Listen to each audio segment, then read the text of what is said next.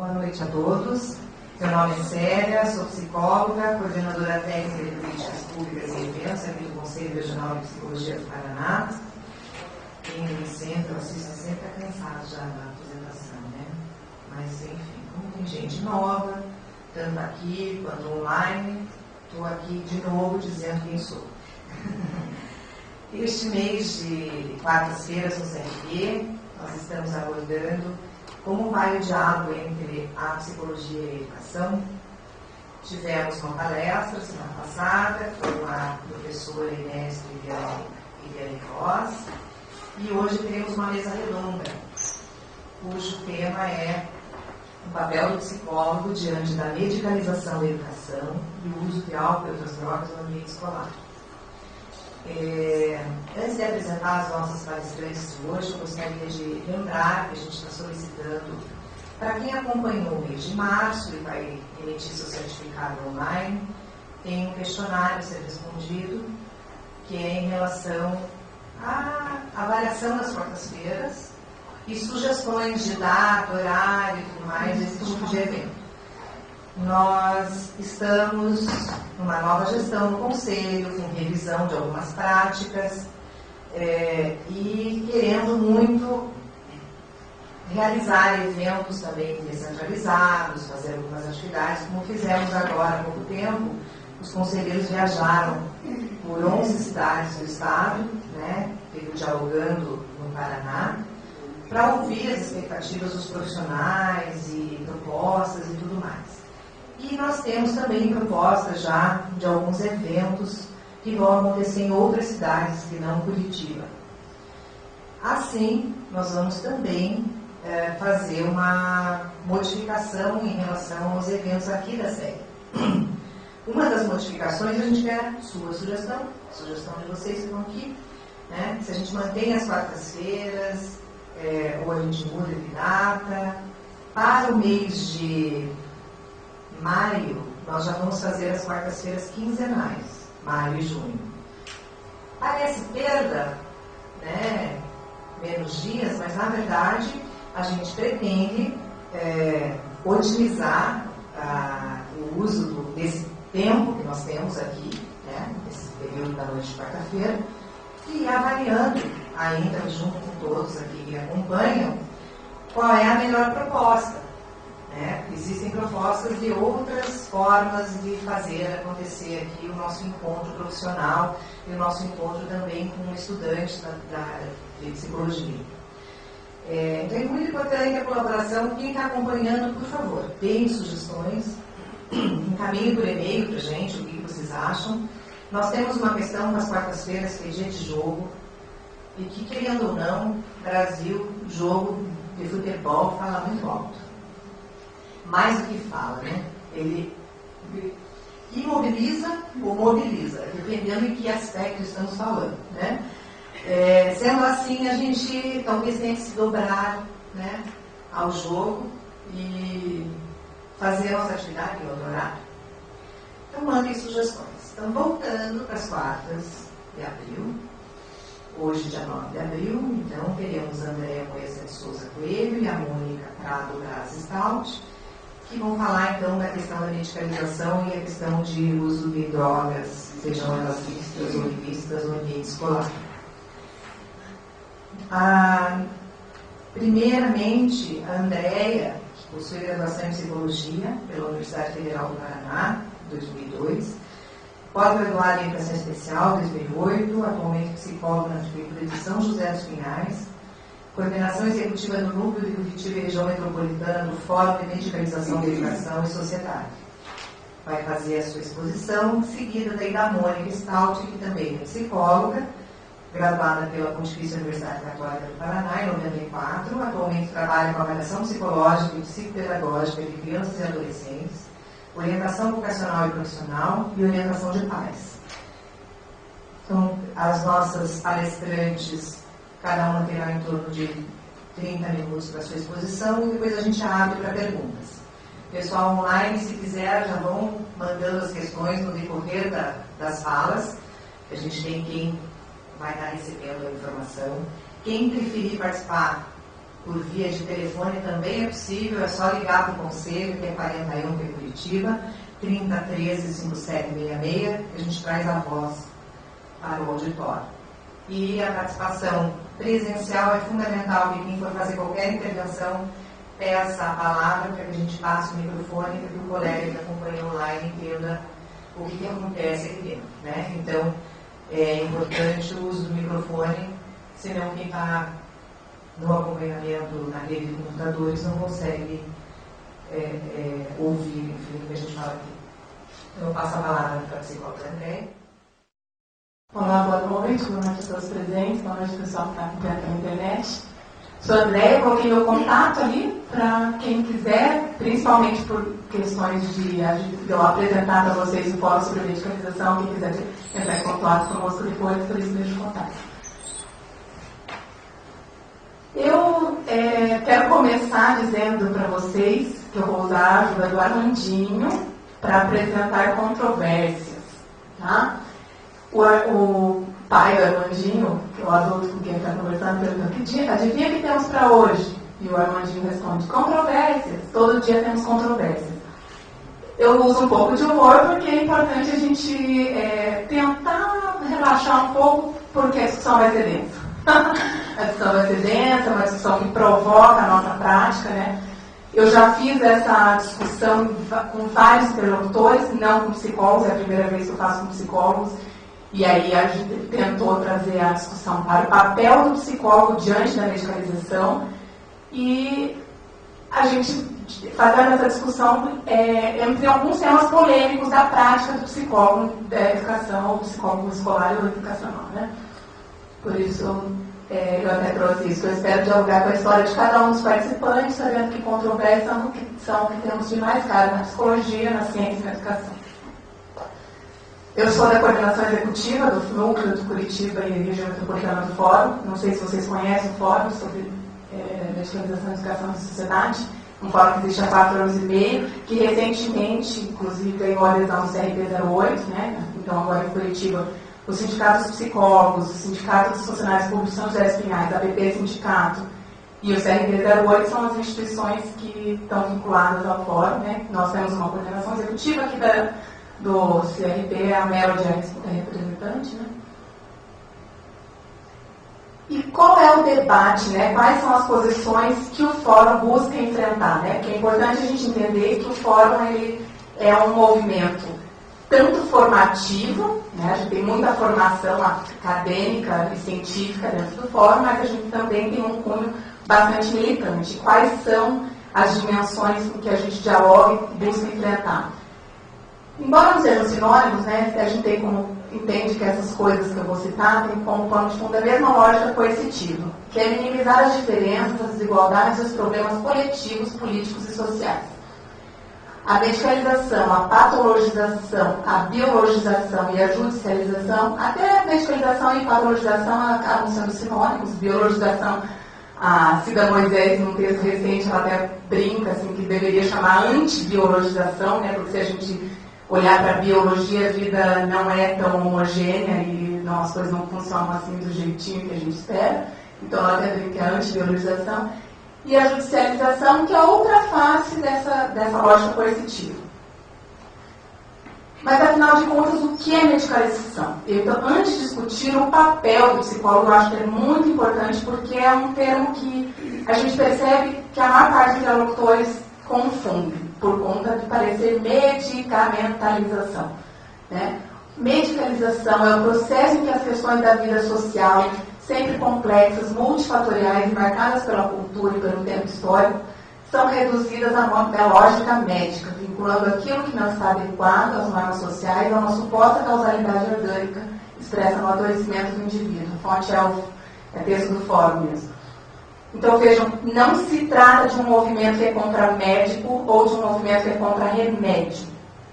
É um movimento que debate este processo que é tomar doenças coletivas, institucionais, doenças do nosso sistema, mal-estar do nosso cotidiano, da nossa forma de nos organizar socialmente, como se fossem problemas individuais. Tá? Eu já vou explicar a medicalização na educação. Então, medicar é diferente de medicalização, de medicalizar. Medicar é tratar com remédio, aplicar remédio, prescrever medicamento, tomar remédio. E medicalizar é o processo artificial que transforma questões políticas, sociais e doenças individuais. Pode ou não ser desencadeado o uso de medicamentos. Eu começo a fazer um debate para provocar um pouco a psicologia, mas é um debate que eu sempre faço com educadores também, porque eu acho que a medicalização ela tem mudado a forma que a gente se relaciona com as pessoas, especialmente as crianças. Né? Como que a gente se posiciona diante das crianças? Eu tenho visto muito comum,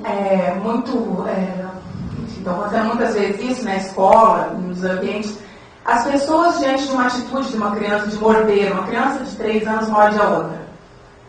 O adulto que está ali, muitas vezes ele não intervém na situação, mas ele prefere ficar numa conduta expectante e anotando. Né? Veja, vou escrever isso para o psicólogo, vou escrever isso para o médico, que esse aluno está mordendo. Né? Vou conversar com a pedagoga.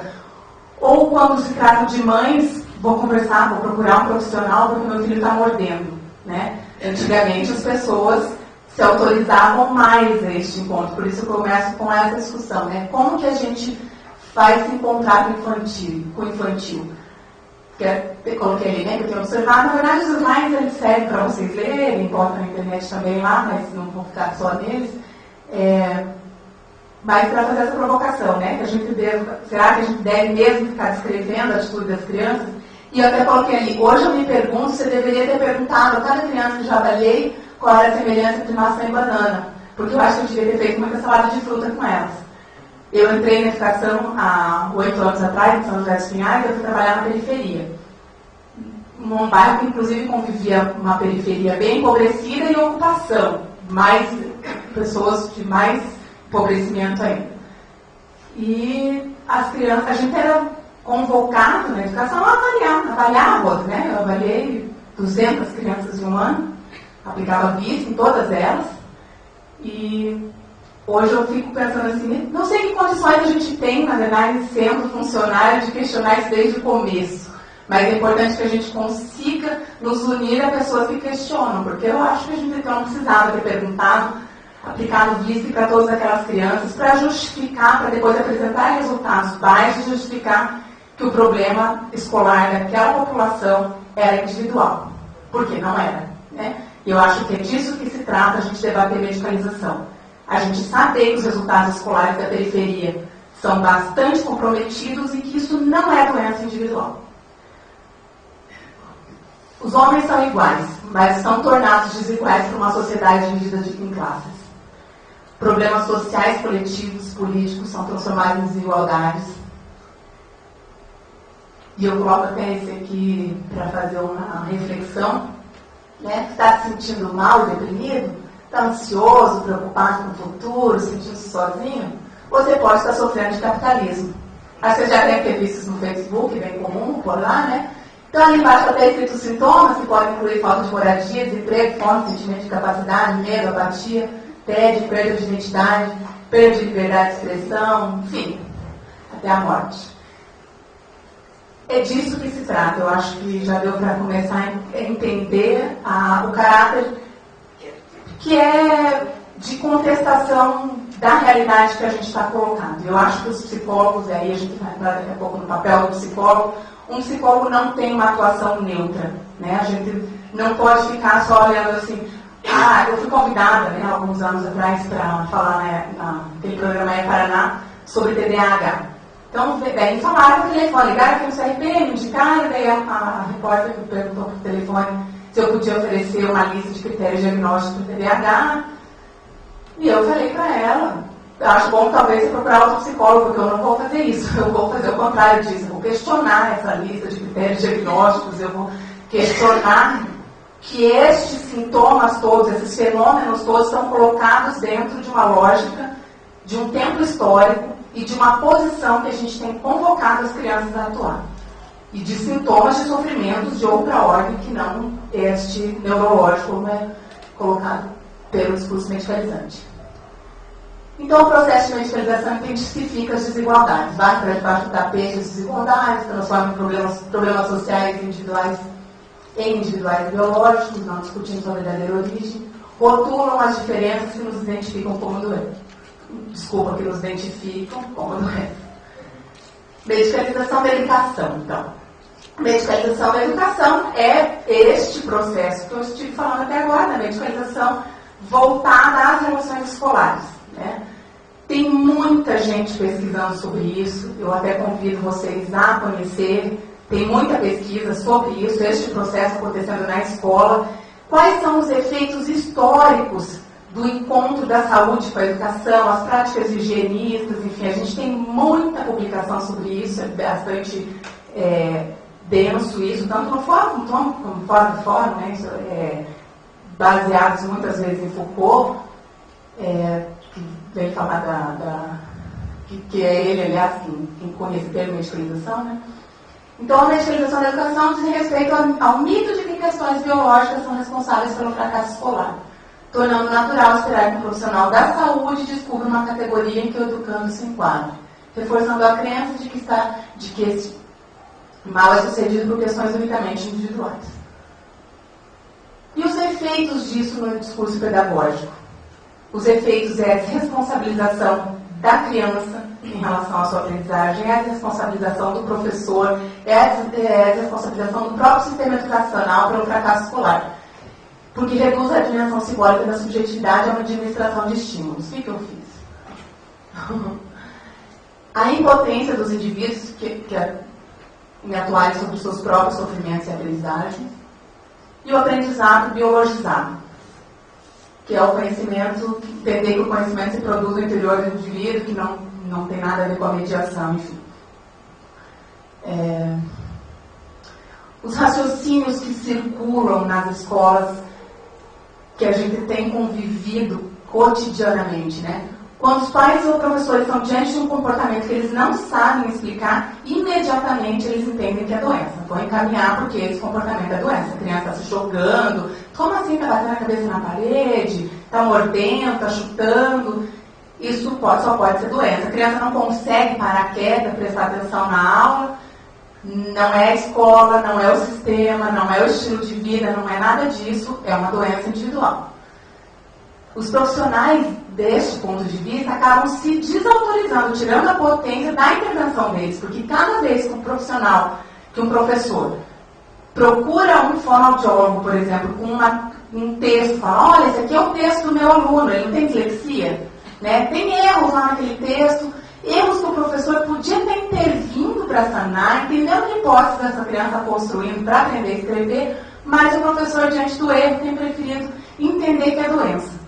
Tanto que a gente está com chuvas de diagnóstico de dislexia.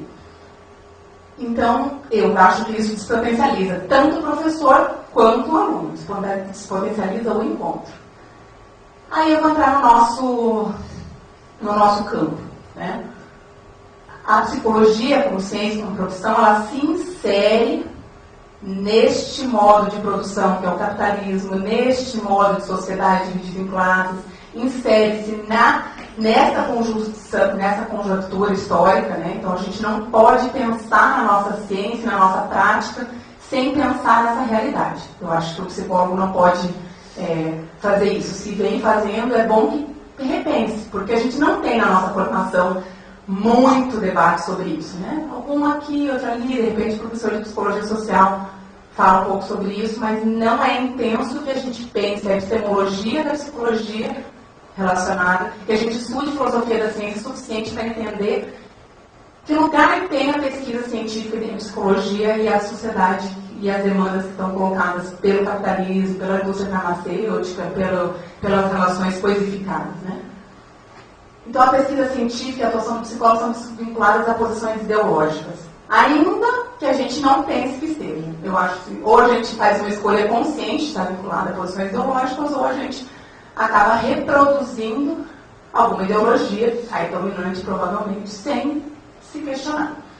Os psicólogos podem corroborar com o discurso patologizante ou podem assumir uma reflexão crítica sobre o próprio significado de doença e saúde e suas múltiplas determinações. O posicionamento crítico do psicólogo exige um trabalho intelectual árduo, né? Porque a gente não tem isso de mão beijada, não está dado na nossa formação, não está dado na pesquisa científica hegemônica, não está dado no que eu tenho chamado de senso comum científico. Eu tenho achado assim que a gente sempre não combateu o senso comum, não sei o quê. Eu acho que a gente tem um senso comum científico, que é o discurso científico hegemônico. Não está dado esse questionamento e a gente tem que fazer um trabalho árduo para pensar a sociedade, para pensar a educação, para pensar desenvolvimento e a relação que tem os fenômenos com o contexto histórico e cultural que os determinam, né? Então, assim, se a gente pensar, por exemplo, no diagnóstico de TDAH, que é geralmente dado através daquele questionário SNAP-4. Se vocês quiserem, até no final ele em anexo, né? Então, a gente tem uma série de perguntas que vão fazer a gente responder sim ou não, bastante, não sei o que lá, para o comportamento do aluno. Acho muito difícil crianças normais fugirem daquele critério diagnóstico, né? Porque criança brinca, criança se distrai com os estímulos, né? Um dos nossos membros do fórum, inclusive, ele tem feito isso em várias apresentações.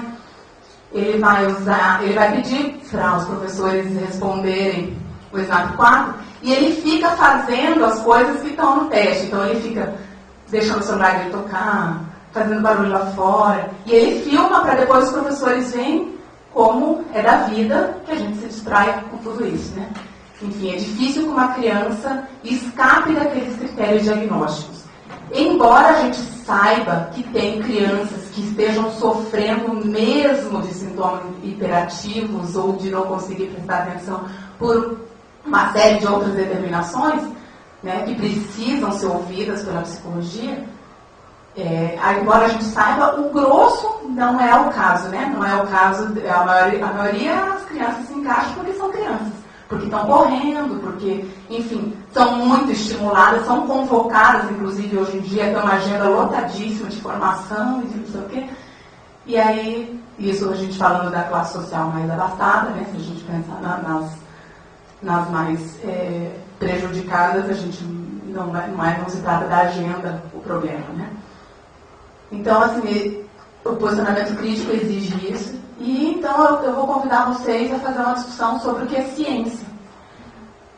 Ele ficou bem pequenininho lá embaixo. O Rui Masato Harayama, é antropólogo, membro do fórum. Ele tem um texto que está no site do fórum, que é www.medicalizacal.org.br. Ele tem um texto que chama o que é ciência final. Eu trago alguns trechos. Esse texto ele é resultado de uma crítica que o fórum recebeu por questionar o diagnóstico de TDAH, da forma que é feito, com esse SNAP-4, enfim, aquele discurso de que nós fazemos estudos científicos, estudo para o cérebro, ele vai fazer todo um debate, tanto epistemológico como ideológico, né, sobre o que é pesquisa científica, o que é ciência, afinal, porque a gente tem aí uma ideia de que ciência, né, as pessoas falam, mas ciência é a verdade, né? Ele até fala no começo do texto, ele fala os contornos que tem tomado o termo científico nos dias atuais, né? A gente fala que pesquisa científica parece quase que a gente está diante de uma crença religiosa. Então, ele já debate, né? Existe ciência sem consciência? Existe ciência neutra? A pesquisa científica é dirigida por perspectivas e interesses ideológicos e pelos respectivos financiadores. A ciência hegemônica nos dias atuais é a nossa religião. Vocês conseguem ler? Está muito pequenininho. É preciso falar sobre um equacionamento, já aí vocês viram o texto dele, já botei entre aspas, sobre um equacionamento delicado existente entre a indústria farmacêutica, a pesquisa biomédica e o mercado de saúde. É necessário deixar claro que nessa relação entre indústria e pesquisa, o desenvolvimento do mercado de saúde significa aumento de pessoas consumidoras de produtos da indústria farmacêutica, consumidores das mercadorias mais óbvias, como diversos remédios e fórmulas, e de seus outros produtos, como os testes de imagem. Fato é que nos dias de hoje só se pode ser doente ou saudável, desembolsando grande parte do seu orçamento num aparato ligado, influenciado pela indústria farmacêutica, a mais rentável do mundo atual. Esta é outra condição que a gente não pode deixar de olhar, né? Se a gente vai atuar como psicólogo, a gente vai saber, a gente vai o tempo inteiro ter contato com pessoas que estão recebendo diagnósticos, sendo medicadas, recebendo diagnósticos, sendo medicadas. E a gente sabe que isso tem a ver com a indústria farmacêutica, que inclusive puxou, né, saiu um mês atrás, foi a indústria farmacêutica que puxou o crescimento industrial do Brasil no começo desse ano. Então é a indústria que mais cresce, em lucros vertiginosos ano a ano. Se a gente for pensar no metilfenidato, que é a droga que é usada para tratar do TDAH, de 2000 a 2010 eles tiveram crescimento de... Era 71 mil caixas e foi para 1 milhão, não sei quantas caixas por ano. Foi assim um crescimento. Eu tenho esses dados aqui, se na hora das perguntas vocês se interessarem, eu trago. Então, assim, é um dado, a indústria farmacêutica, e de como ela financia todos esses congressos de TDAH por aí, como elas financiam a distribuição do SNAP 4, como elas financiam, inclusive, formação de professores. No estado de São Paulo, eles fazem baitas congressos no fim de semana, em resorts, totalmente financiados pela indústria farmacêutica e distribuem. Então, assim, a gente não pode fazer olhos, né, vista grossa, para o fato de que, se os professores estão cada vez mais baseados nesse raciocínio de que nós somos doentes, só pode ser doença, se a criança não está escrevendo, só pode ser doença, se a criança não consegue estar sentada, só pode ser doença, que isso foi financiado, isso não é um movimento natural dos professores. Rompendo com a patologização, práticas não medicalizantes. Quero apresentar para vocês, não sei se vocês conseguem ver esse caderninho do fórum, recomendações de práticas não medicalizantes para profissionais de serviços de educação e saúde. Vocês podem baixar gratuitamente no site. É resultado do grupo de trabalho de saúde e educação do fórum. É uma publicação bastante interessante para quem trabalha com política pública, para quem trabalha no serviço público, mas também na área privada. Então, assim, eu vou apresentar algumas dessas sugestões de como a gente pode romper na nossa prática com a criança, com a família e com a escola, né? O psicólogo, ele precisa tomar como objeto de ação e reflexão o encontro entre os alunos e a escola, contribuindo para que a escola cumpra o seu papel social.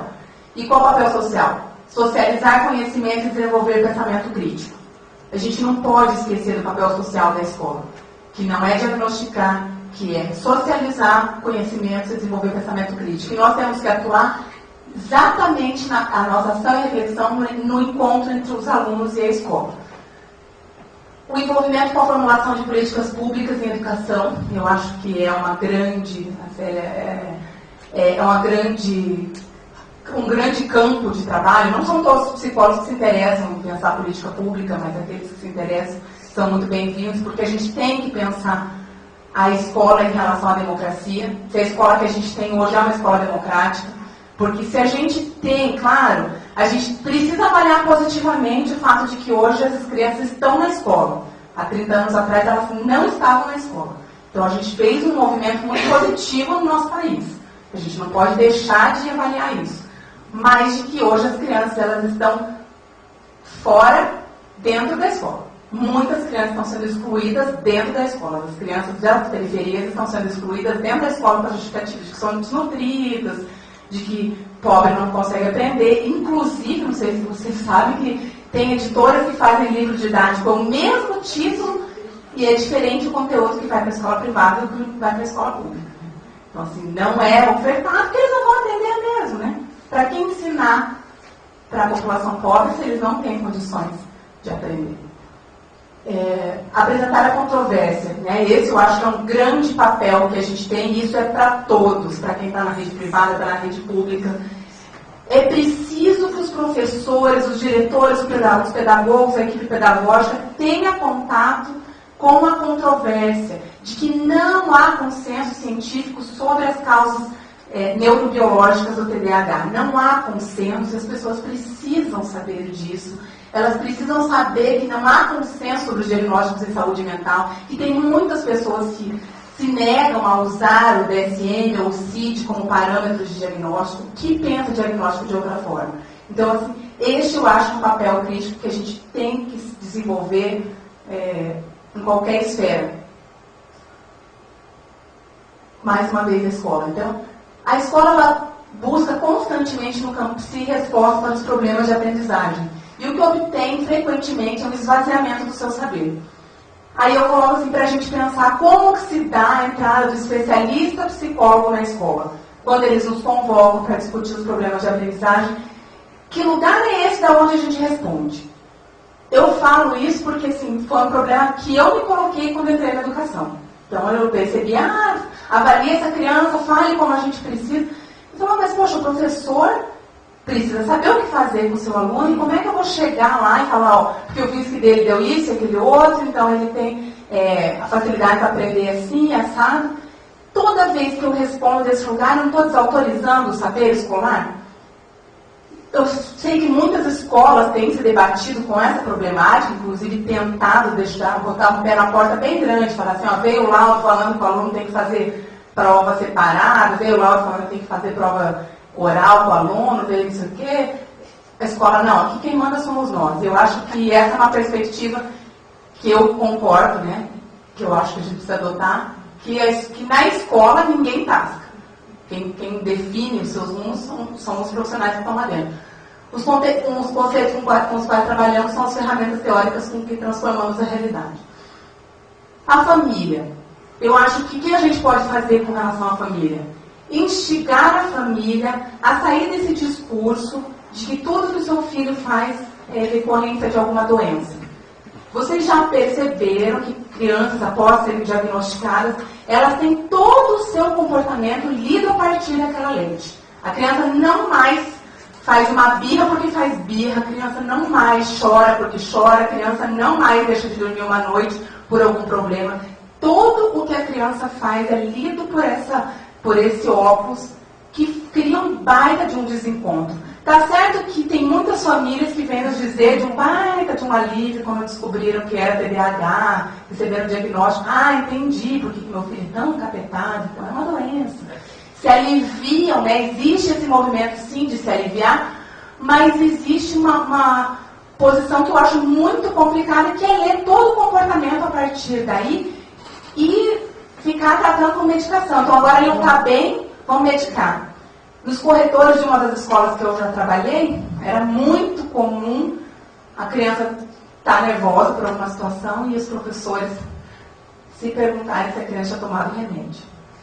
Aquilo que me doía e dói até hoje, assim, será que a mãe deu remédio para a criança? Poxa, mas a criança não pode ter um comportamento por outro fator que não seja o uso do medicamento?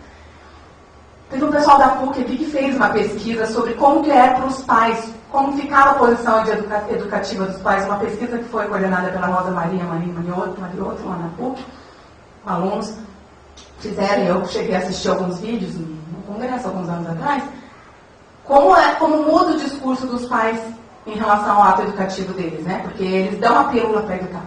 Eles dão a pílula para educar. A gente pensa que não, mas vai ouvir os pais. Então, meu filho está fazendo não sei o que, deve estar na hora de dar a pílula. Eles dão a pílula para educar. Ou seja, não educam mais, né? Acabou o potencial deles. Então, com relação à família, eu acho que instigar a família a entender, não deixem de se perguntar o que está acontecendo quando o seu filho está nervoso, o que foi que desencadeou essa agitação toda, o que foi que desencadeou essa dificuldade com as letrinhas, enfim. Nós precisamos compreender que as famílias estão cada vez mais destituídas da posição de adultos responsáveis, né? Assim como os professores. Este encontro entre o adulto e a criança é um mal-estar do nosso tempo, um mal-estar muito bem trabalhado pelo Leandro Vilas Jonquière, num livro chamado Figuras do Infantil, que eu sugiro. Figuras do Infantil, do Leandro Vilas Jonquière. É um professor da Faculdade de Educação da USP. Um psicanalista argentino que mora no Brasil há alguns anos, professor da USP. Depois eu te passo direitinho. A criança. Escutar a criança. Se interrogar que enigma é esse que a criança está nos colocando com a sua atitude. Voltar à posição anterior, né? De fazer um encontro. Eu sou uma adulta diferente de outro universo, porque o universo adulto é muito diverso do universo infantil. E que a gente possa realmente fazer esse encontro, né, entre um adulto e uma criança, se interrogando de quais são as questões infantis que estão colocadas em ato em cada sofrimento, em cada choro, em cada comportamento da criança. muitos percalços da estruturação subjetiva, eles são percebidos na entrada no ambiente escolar, né? Se a primeira demanda social de sucesso que é colocada sobre uma criança é a demanda de sucesso escolar, naturalmente será ali que vão surgir os percalços, mas a maior parte das dificuldades de estruturação subjetiva e de tudo da história delas que colocaram elas as dificuldades, vai aparecer na escola, é bem comum isso. Então a gente precisa ter um olhar muito clínico, né? Sobre uma escuta clínica, na verdade, assim, sobre o que é isso que a criança está trazendo.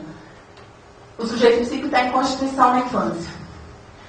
A infância, ela é o momento de constituição de vínculos afetivos e é o momento de aprendizagem das regras sobre laços sociais. Eminentemente, eu acho que essas duas vertentes são as mais importantes. A gente precisa entender da constituição de vínculos afetivos e da aprendizagem sobre das regras sobre laços sociais. E a gente pode estar presente na construção de vínculos, ofertando aquilo que somos como adulto, ou a gente pode ficar descrevendo as dificuldades da criança. A gente pode estar presente, ofertando-lhes pertença social, ou a gente pode ficar apontando as diferenças. E essas duas posições correspondem a um encontro verdadeiro, ao que eu chamo de encontro, ou a posturas medicalizantes que vão acontecer em qualquer dimensão. Quem que nós estamos silenciando quando não ouvimos? As crianças questionadoras, que correm, que pulam, que gritam, que sonham, que ousam acreditar que a escola pode ser diferente. E assim nós vamos silenciar a vida.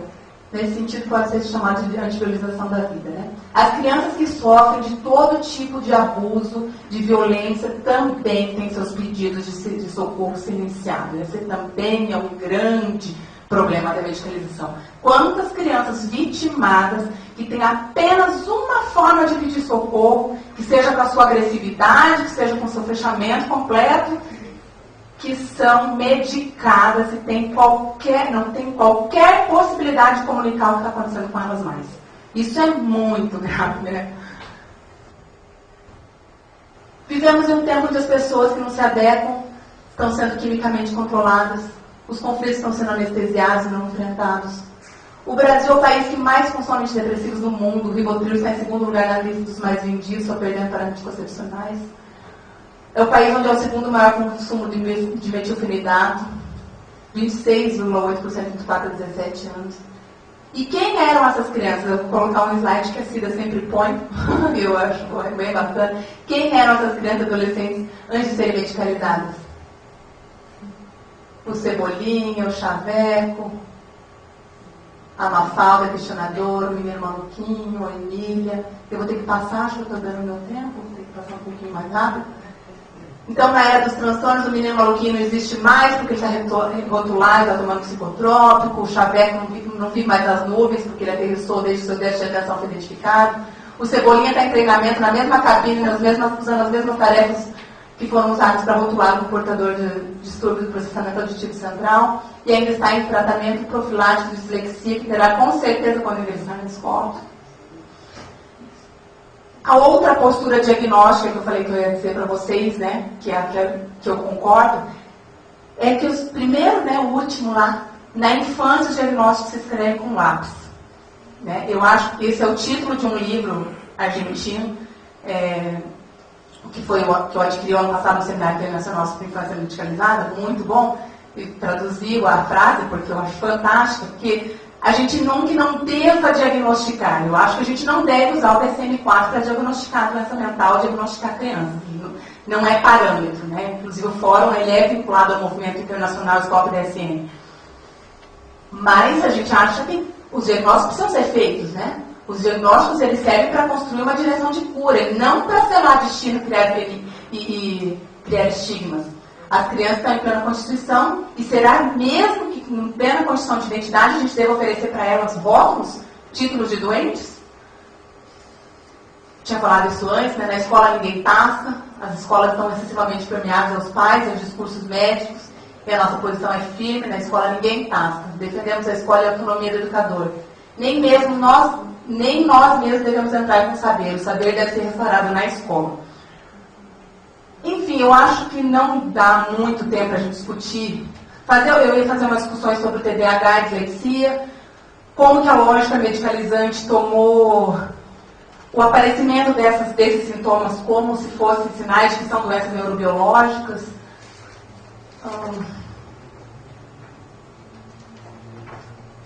Exame de imagem, o TDAH, esse aqui é bem interessante, né? Que a fonte é lá, aquele livro Porque as Crianças Francesas Não Têm Déficit de Atenção. Se tivesse origem neurobiológica, né? Uma coisa que a Cida sempre fala é que qualquer doença biológica, ela é descrita em termos de 1 para 100 mil. Nunca uma doença biológica poderia ser descrita assim, com 9%, 15%, 20%, que significaria degeneração da espécie. Né? Mas sempre falo, o que é isso? Né? Uma doença que aparece em 20% da espécie? O que é isso? Nos Estados Unidos, 9% das crianças são diagnosticadas, na França, 0,5%. Diagnosticadas pelo DSM e o tratamento medicamentoso, né? Lá na França, são entendidos como situações psicossociais e situacionais e, preferencialmente, tratamento de psicoterapia e aconselhamento familiar. Por fim, né, os professores também estão tomando muito antidepressivo, então, quando a gente fala do papel do psicólogo, também é de dar espaço para que os professores possam falar. Tem alguma bibliografia recomendada aí, se vocês quiserem anotar? Nossa, em vermelho ali, que a essência final está no site do fórum, né? Eu tenho alguns desses livros, são produções, a dislexia em questão, inclusive da Gisele Massa, uma fonoaudióloga aqui da UTP, nossa parceira, ela faz toda uma discussão de que a dislexia não existe, é um transtorno inventado, tal qual o TDAH, não existe enquanto doença neurobiológica, né? A sintomática disléxica, sintomática de TDAH, a gente encontra nas escolas. Não existe enquanto doença neurobiológica. Temos aí uma série de livros, mas este é um que eu indico sobre a dislexia. A Cida também tem alguns artigos questionando, inclusive, essa posição. No Brasil, a gente não tem tanto contrassenso em relação à dislexia, mas no mundo todo é bem comum o contrassenso desse entendimento da dislexia como doença neurobiológica. E é isso, gente. Muito obrigada. Desculpa se me... Eu ia explicar para vocês, na verdade, que eu não ia entrar no assunto de uso de álcool e drogas na escola. A gente conversou antes, eu e a Mônica, né? Então, assim, o título poderia parecer que eu ia abordar este tema também, não ia, porque acho que a Mônica traz uma posição bem crítica, bacana também, por isso eu não entrei. Mas eu tinha achado que para o debate a gente ia fazer um diálogo, né? Eu acho que dá para a gente ser bastante medicalizante também com o uso de álcool e drogas nas escolas. Boa noite, eu sou a Andressa, sou psicóloga, trabalho numa escola particular e faço parte aqui da Comissão da Psicologia Escolar e Educacional do CRP. E enquanto você falava, né, fui refletindo e muitas coisas que eu anotei, até questões que você acabou abordando e respondendo de certa forma. E, assim, eu gostaria de umas sugestões bem práticas, assim, né, no meu caso, que é tudo dentro da escola e para outros psicólogos. Como você lidar com o discurso dos pais que muitas vezes vem pronto, né, que traz um laudo, o histórico que eles trazem, o que a criança vai construindo ao longo da sua vida na escola, e dos profissionais que acompanham essa criança fora da escola, que muitas vezes, a partir de queixas na escola, elas são encaminhadas pela escola, ou, né, o pai e a mãe que tomam iniciativa, enfim, essa história que vai se construindo. Como que a gente dialoga, né, tanto com a família quanto com profissionais que vierem à escola, com esse discurso pronto e medicalizante mesmo, né? Como que a gente pode ir, né, trabalhando e desconstruindo algumas crenças, porque você está ali numa posição de profissional também que, né, você tem que entender o teu lugar ali, né, tem o cuidado, a ética, o respeito a opinião do outro também. Claro. Eu acho que a gente tem que apresentar o contrassenso, né? Apresentar a controvérsia. Eu acho que é muito caro isso na psicologia. Se a gente vai debater entre dois psicólogos, por exemplo, que eu acho que é o mais denso, digamos, a gente tem, claro que a gente pode ter posições diferentes e apresentá-las, né? Já pensou deste outro prisma? O interessante, assim, desse discurso biologizante, Andressa, é que ele não dá espaço para o diálogo mais, né? Assim, a doença está colocada no corpo, eu não posso fazer nada. A gente pode dialogar com a família, com os professores, assim, bom, eu não descarto que possam ter coisas biológicas, mas da nossa parte a gente só pode trabalhar com o que é histórico, com o que é do ambiente, com o que a gente só tem este campo para trabalhar, não vai mudar as células das pessoas. Então, a gente talvez não precise tanto entrar no debate, mas dizer assim, vamos trabalhar com aquilo que é possível. Né? Vamos pensar no cotidiano dessa criança, vamos pensar na escola, né? Se é com o professor, se é com o profissional. A gente trazer aos poucos este foco, porque eu acho que se a gente apresenta isso, as pessoas tendem a fazer reflexões. Eu vejo que é esclarecer o papel de cada um, né? E pontuar. Assim. Então, o que cabe à família, né? Sempre né? Mostrando que eles têm um papel importante ali, apesar de qualquer... Né? Então, posicionar, né? Fortalecer esse professor também, né? O que cabe à escola. E, na verdade, a nossa resposta sempre fortalece. Fortalece o profissional, fortalece a criança, fortalece a família. Porque a gente devolve para o professor o poder de pensar no que está acontecendo com a criança, devolve para a família o poder de pensar de onde surgiu esse sofrimento. Né? Devolve. As pessoas não estão muito acostumadas com isso, não querem pensar, mas se a gente devolve um poder para elas. Eu costumo reforçar assim, que antes desse diagnóstico que foi colocado, tem uma criança, um indivíduo chamado né, fulano de tal, que tem que ser entendido no contexto, a gente procura ampliar a visão, claro, né, de todos os envolvidos. Obrigada. Bem, pessoal, boa noite. Sou Mônica, psicóloga, trabalho com crianças e adolescentes, orientação de pais, e meu trabalho é bastante focado, mais especificamente na faixa etária ali de 6, 7 anos até 16, 17 anos. Então, o meu trabalho é mais focado nessa faixa etária. O nosso tema hoje, então, é discutir a medicalização e o uso de álcool e outras drogas no ambiente escolar. Então, como a colega já falou da medicalização, a gente vai falar agora da questão do uso de álcool e outras drogas dentro do ambiente escolar. Qual é o nosso papel enquanto psicólogos e formadores de pessoas, né, nas mais diversas fases do desenvolvimento? Como é o nosso papel? Como é que a gente lida com essa situação? Bom, eu fui buscar algumas coisas, dados, né, de pesquisa, porque no dia a dia a gente vê um grande índice de crianças também e adolescentes já no uso de álcool e uso de drogas, nas mais diversas classes sociais.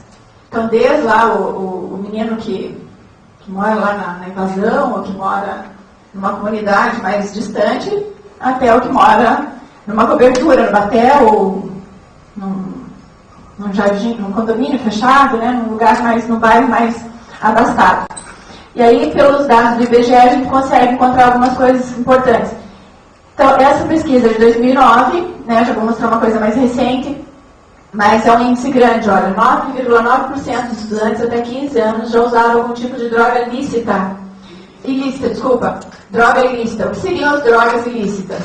Maconha, cocaína, os derivados da cocaína, como o crack, depois as drogas sintéticas, o LSD, outras que eles chamam de papel, bala, que também vai na composição o LSD, e as drogas por solventes inalantes, né, que seriam todos a base lá do éter.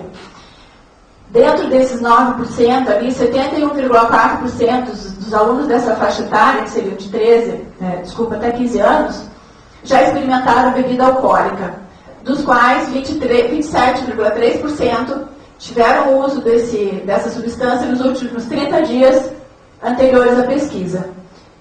E 8,7% usaram algum tipo de droga ilícita, essa que eu me referi anteriormente. Bom, aí depois dessa mesma pesquisa aí que deu esse nome, né, o IBGE, Pesquisa Nacional da Saúde Escolar, da Saúde do Escolar. E aí tem aí algumas capitais, não foram feitas em todas as capitais essa pesquisa, somente algumas. Eu achei falta, assim, né, de tipo São Paulo, Rio de Janeiro. Então, assim, Florianópolis, 78,8%, Curitiba, Porto Alegre, né, Curitiba um índice alto também, 78,2%, Porto Alegre, Campo Grande, Belo Horizonte. Então, assim, isso para contextualizar mais ou menos o que a gente encontra aí no nosso dia a dia. Estudantes de 13 a 15 anos que consumiram drogas alguma vez, né? Florianópolis, 17,5, drogas consideradas aquelas que eu me referi anteriormente, né? Curitiba, 14,4, Distrito Federal e Vitória, 13,2, enfim. Temos ali os índices que dão uma mapeada no nosso cenário. E aí, como é que fica, então, nós, psicólogos, diante desse cenário? Eu penso que a nossa atuação, dentro dessa esfera aí, é tanto dentro como fora da escola. Se nós não estamos atuando dentro da escola, nós estamos atuando fora. Seja na psicologia clínica, seja na psicologia institucional.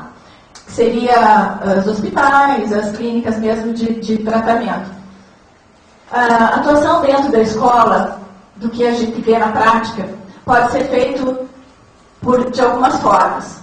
A principal seria a prevenção, depois diagnóstico, entendendo o diagnóstico não como uma coisa fechada, mas entendendo como processo de vida do sujeito, da pessoa. Como a colega se referiu antes, não uma coisa para fechar, mas para abrir. Como é a vida dessa pessoa? O que está acontecendo com ele? O que movimentou essa pessoa a estar vivendo dessa forma? Orientação e tratamento. Bom, no que se refere à prevenção, a gente coloca que a nossa atuação é super importante dentro da escola, no que se refere a organizar palestras, eventos, encontros, programas que favoreçam a conscientização dos prejuízos que o uso dessas substâncias acarreta na vida da pessoa. E também na sociedade. Eu já vou entrar um pouco mais ali para frente. Englobando duas principais estruturas sociais, família e escola. Eu penso que os programas de prevenção devem trazer também a família para o contexto dessa situação. E não só trabalhar isoladamente o adolescente ou a criança que faz uso dessas substâncias, mas trazer também e ampliar essa prevenção para essas estruturas sociais aí, que é a família e a escola, que eu já vou explicar um pouquinho mais para frente ali. Outra atuação importante do psicólogo seria de promover que os programas de prevenção incluíssem faixas etárias inferiores, não só adolescentes. Nessa fase ali do 4º, 5º ano do ensino fundamental, as famílias começam a dar mais liberdade assim, para os filhos. Começam a dormir mais fora de casa, têm acesso às redes sociais, começam lá com os Facebooks e outras coisas. E eles começam, então, a ter um contato com outro universo, bastante diferente, às vezes, daquele da família, e diferente também um pouco da escola. Essa faixa etária, eu penso que é bem mais, não sei, bem mais importante, mas eu acho que o ganho é maior quando se trabalha a prevenção nessa faixa etária, até do que na outra. Existem programas, por exemplo, o ProERD, né? É um programa educacional de resistência às drogas. É feito pela polícia militar, na verdade, e que trabalha com essa faixa etária, e que atinge as escolas públicas. Não é um modelo ideal, assim, que a gente entende, mas acaba trazendo algumas questões importantes para as crianças irem pensando sobre isso. As escolas particulares têm outros programas, mas não especificamente para essa faixa etária, mas para aquela que a pesquisa se referia, que seria a adolescência.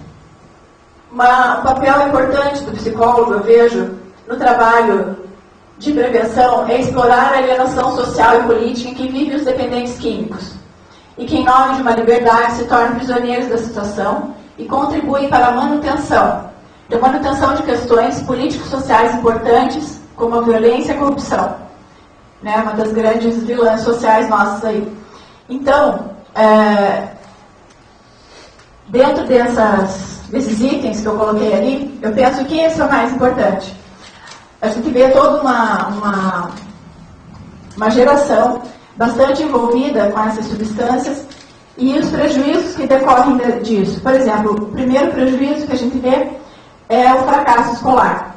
Então, as crianças e os adolescentes que começam no uso da maconha, por exemplo. A gente sabe que a maconha, uma das primeiras questões que ela traz é a dificuldade de memória. Então estuda, vai lá fazer a prova, não consegue, vem as reprovações, e aí a sensação de impotência, de incapacidade, a pessoa começa a se desmotivar, abandona a escola, e isso vai trazendo uma série de questões sociais para o país, né, eu penso. O diagnóstico, então, colocado como uma forma de entender o que está acontecendo com aquela pessoa. Dentro da escola, por exemplo, o que o psicólogo pode fazer? Por exemplo, uma aula de educação física, está lá o aluno com uma garrafinha de água mineral, teoricamente, mas na verdade não é água mineral que tem lá dentro. Ele tem uma mistura de vodka e refrigerante, né, de limão, que aí disfarça e a pessoa não consegue ver. E esse aluno já vem com outras situações, por exemplo, baixo rendimento escolar, não consegue organizar as coisas da vida dele, as coisas básicas da vida dele. E sim, né, entendendo então essa identificação, não como ele é o usuário, né, vamos cuidar dele, mas olhar para essa pessoa como, no sentido dele que ele precisa ser entendido e precisa de uma ajuda, de uma intervenção. Se a gente também faz olhos grossos para isso, aonde que isso vai parar? Então, assim, eu penso o papel do psicólogo fazer a intermediação com a família para posterior encaminhamento e tratamento que o caso requer. Então, entender qual é a situação desse adolescente ou dessa criança, e aí poder oferecer esse apoio, essa ajuda que ele vai precisar. Bom, esse intercâmbio com a família, né, da escola com a família, e identificar o tipo de tratamento que vai ser necessário. O tratamento clínico seria o apoio psicológico para essa criança ou para esse adolescente, para a família, poder sair dessa situação que vive e buscar, entender os motivos que levaram para essa situação.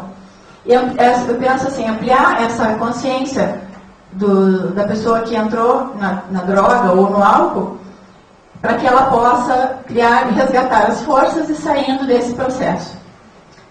Às vezes o tratamento precisa ser institucional. Então, só a psicoterapia não atinge o que aquela pessoa precisa. Ela está tão quimicamente interferida que ela precisa se retirar, né, ir para uma clínica ou algum outro lugar para que ela consiga se ressocializar-se.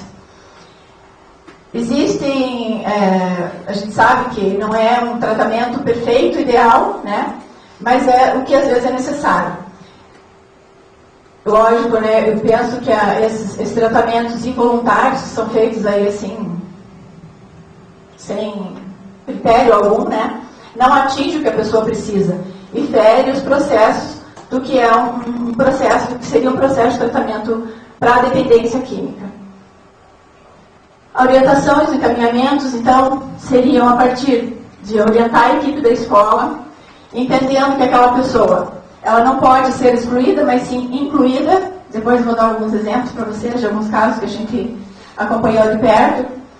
E por meio de programas que possibilitem discussões que favoreçam o entendimento de que o aluno usuário de álcool ou de outras drogas necessita de ajuda. E a escola pode ser a colaboradora desse processo. Desde lá as questões do insucesso escolar até as questões sociais mais amplas. Por exemplo, o que as reprovações com sequência e continuidade podem trazer para a vida da pessoa, ou de custos, né, para aquela escola, ou de custos para aquela comunidade. Às vezes a família leva um choque, né, meu filho está usando droga e tal, como é que eu faço com isso? Não sabe, às vezes, como lidar. A gente sabe que tem escolas aí que são internatos, né? E que muitas dessas famílias optam ainda por colocar essas pessoas nesses lugares. Que na verdade não trata nada e não cuida do que essa pessoa precisa. Então é uma forma da família isolar socialmente, isolar familiarmente, deixa esse problema distante, né? Às vezes o aluno dentro da escola, ele não é só usuário, ele já está vendendo, ele está fazendo articulando outras situações para se manter no vício. E aí, como é que a gente pode atuar nisso? Como é que a gente pode agir nisso? A maioria das escolas, raras exceções, né? Então, infelizmente, a maioria coloca esse aluno para fora. Lógico, não há que se manter isso, né? A gente entra em questões, uma discussão importante aí. Mas, assim, não que tenha que se manter, mas também não excluir. E tem situações que a gente já acompanhou que o adolescente estava assim, bastante envolvido com essas situações. Mas com apoio, orientação, eu penso que o papel do psicólogo foi determinante nesse processo, a pessoa conseguiu aos poucos se distanciando desse universo e resgatando os valores próprios dela, né? Então, os seus próprios valores. Ela conseguiu resgatando isso tudo e foi retomando a vida dela. O fracasso escolar decorrente do uso de álcool e das drogas também deve ser objeto do trabalho do psicólogo escolar. Então, às vezes, eu recebo muita solicitação de avaliação psicopedagógica por estar com dificuldade de aprendizagem. Na verdade, assim, essas avaliações que eu tenho feito no consultório, elas desconstroem esses diagnósticos que chegam prontos na escola. Era sobre isso que eu conversava com a Andréia quando a gente falou, estava discutindo aqui à mesa. Então, assim, esses diagnósticos que vêm prontos da escola, às vezes, muitas vezes, ele está camuflado de um uso de substâncias como álcool ou a droga. Situações já que tem déficit de atenção, está usando Ritalina há 1 ano. Né? Ou ele é hiperativo, não para quieto, tal, está fazendo acompanhamento neurológico. E, na verdade, o adolescente está fazendo uso de outras drogas, né? Do fracasso escolar, deve ser, então, olhado pelo psicólogo com um olhar bastante próximo e fazer com que essa pessoa se reorganize com as questões dela e possa dar conta de tudo que ela tem condições e competência de realizar. Favorecer a troca entre a escola e a instituição quando o tratamento torna-se institucional. Então, às vezes, a pessoa já está num grau, o aluno, né, ele está num grau de envolvimento com essas substâncias ilícitas que ele não dá conta mais de coisas básicas da vida dele. Por exemplo, tomar um banho, se alimentar direito, se relacionar de forma sociável com as pessoas, né, se torna agressivo, enfim. Eu vou voltar aqui só um pouquinho e vou ilustrar algumas situações. Então, assim, por exemplo, o adolescente vem, procura, né, o consultório. Meu filho está com déficit de atenção e já reprovou faz 2 anos. Então, essa situação, por exemplo, um menino do sexo, um menino de 16 anos, uma pessoa do sexo masculino, isso quer dizer, e que vinha então com essa questão de fracasso escolar. Aí a gente foi olhar de perto tudo que vinha acontecendo. Na verdade, ele já fazia uso de substâncias inalantes desde os 12 anos de idade. Tinha tido 3 reprovações na escola. E a justificativa era porque ele tinha déficit de atenção, né? E aí, os pais não sabiam o que estava acontecendo com ele. E ele, além disso, nas horas vagas que os pais, filho único, os pais iam trabalhar, ele estudava numa escola pública. Nas horas vagas, ele pegava os amigos, ia com os amigos pichar coisas, né, paredes, fazer pichação. E o desafio era que ele conseguisse chegar a lugares cada vez mais altos ou mais difíceis, tipo trem andando, um prédio público, coisas assim. E aí, um caso assim, né, então, por exemplo, foi que durou uns 2 anos e meio. Então, ao trabalhar essa pessoa na consciência dela, o que ela está buscando, o que ela quer. Então, dentro do processo terapêutico, aí teve essa abertura com os pais. Depois, ele foi se engajando na vida deles novamente, foi resgatando os estudos. Na escola, com as intervenções, com as orientações, ele pôde refazer, reorganizar a vida dele, com provas, trabalhos, essas coisas, enfim. Foi terminou o ensino médio. Foi trabalhar, enfim, retomou as coisas e reorganizou a vida dele, porque também ele teve apoio de quem estava dentro da escola, né? Então a escola pôde organizar e favorecer que ele fizesse esse caminho. Uma outra situação para ilustrar. Então, uma menina de 14 anos que chega também com pedido de ajuda porque estava depressiva, e a gente vai ver, ela está envolvida também com a questão das drogas e na linguagem deles fazendo os corres, enfim. E aí, como é que essa pessoa se sente nesse meio, por que ela foi buscar isso? E aí a gente entra, o que a Andréa estava falando, das questões sociais que favorecem isso. Então, existe uma cultura que para tudo tem remédio, que para tudo dá isso, né? Tem pílula para isso, pílula para aquilo. Então, eu posso resolver os meus problemas fumando uma maconha, ou cheirando uma cocaína, ou usando um álcool. Eu perco o meu potencial, a minha capacidade de lidar com os meus próprios problemas e acabo recorrendo a esse tipo de substâncias. Então, aí a gente vai olhar mais de perto essa situação. Ela vinha fazendo uso dessas substâncias já há algum tempo, né? E daí, assim, o diferente sempre chama atenção. Então, na escola, ela maquiagem escura, roupa preta por baixo do uniforme e uma coisa negra, assim, né? Que aos olhos das pessoas assustava. E aí a coisa foi, ela estava bastante envolvida, como eu disse, os corres e tal, e até por questões de prevenção da própria segurança física, dela, integridade física, a família depois optou para que ela fosse fazer um tratamento institucional. Como eu disse, não é o ideal que a gente vê por aí assim, ou a pessoa é tratada como medicação, daí vai para a droga lícita, né, vai fazendo essa substituição da droga ilícita pela droga lícita, ou então são instituições que focam completamente para questões religiosas, daí são, né, as questões da igreja católica e igreja evangélica, que coordenam, daí não tem medicação, não pode isso, não pode aquilo. E ela acabou indo para uma que era com drogas lícitas, né? E aí foi o processo com a escola entendeu o que ela estava passando, então levava as provas para ela na escola, foi feita toda uma adaptação curricular para essa menina, e ela, dentro da instituição, ela tinha acesso à vida escolar, então ela não foi excluída, né? Depois que ela foi se recuperando, depois que ela foi se resgatando disso tudo, ela pôde participar depois dos programas de prevenção que a escola estava fazendo. Então, são histórias que a gente vê e situações que a gente lida no dia a dia e que exige, eu penso, um papel firme do psicólogo enquanto profissional atuante.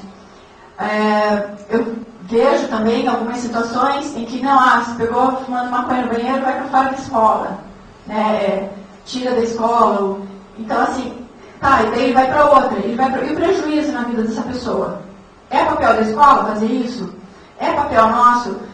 Né? Eu já vi assim, o psicólogo sugerir isso, né? Então vai embora. E no dia a dia, né, é difícil de lidar. Você pensa em quantos adolescentes nas escolas usam drogas. Né? A gente ouve cada vez mais, eu ouço muitas histórias todos os dias. Fulano, meu colega, estava no banheiro fazendo não sei o que lá. Depois da aula de educação física, atrás da porta, não sei aonde. Então, todas essas questões no dia a dia é difícil. A gente se esbarra em questões sociais, sérias e como eu disse, o colega um dia falou que se eu não faço isso, eu perco meu emprego. Então, quer dizer, a pessoa às vezes prefere se submeter a uma coisa que ela não concorda para não perder o emprego. Né? E no dia a dia a gente vê que é muito, né? Então às vezes é mais fácil se livrar do problema, manda para outra escola essa criança, do que tentar resolver. Essa situação dessa menina não foi fácil. A direção da escola não queria, eles queriam se livrar da menina de alguma forma. Mas o posicionamento do psicólogo que estava dentro da escola fez toda a diferença. Né? E depois houve o entendimento de que sim, aquilo poderia ser revertido e que ela é resultado de um processo cultural, social, histórico, que ela não é só uma pessoa que está... ela foi por isso, por questões não fora desses contextos que ela vive. Ela foi por questões dentro dos contextos que ela vive, familiar, social, que levaram ela para esse caminho. Então, eu acho que resgatar isso.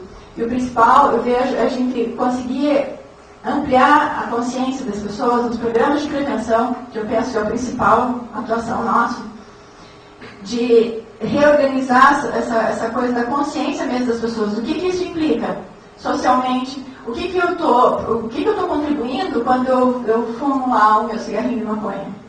Para que eu estou contribuindo quando eu vou lá para o meu amigo e entrego esse pacotinho lá que o meu amigo pediu, que nem sei o que tem aqui dentro? Né? Então, acho que essas coisas são bem importantes.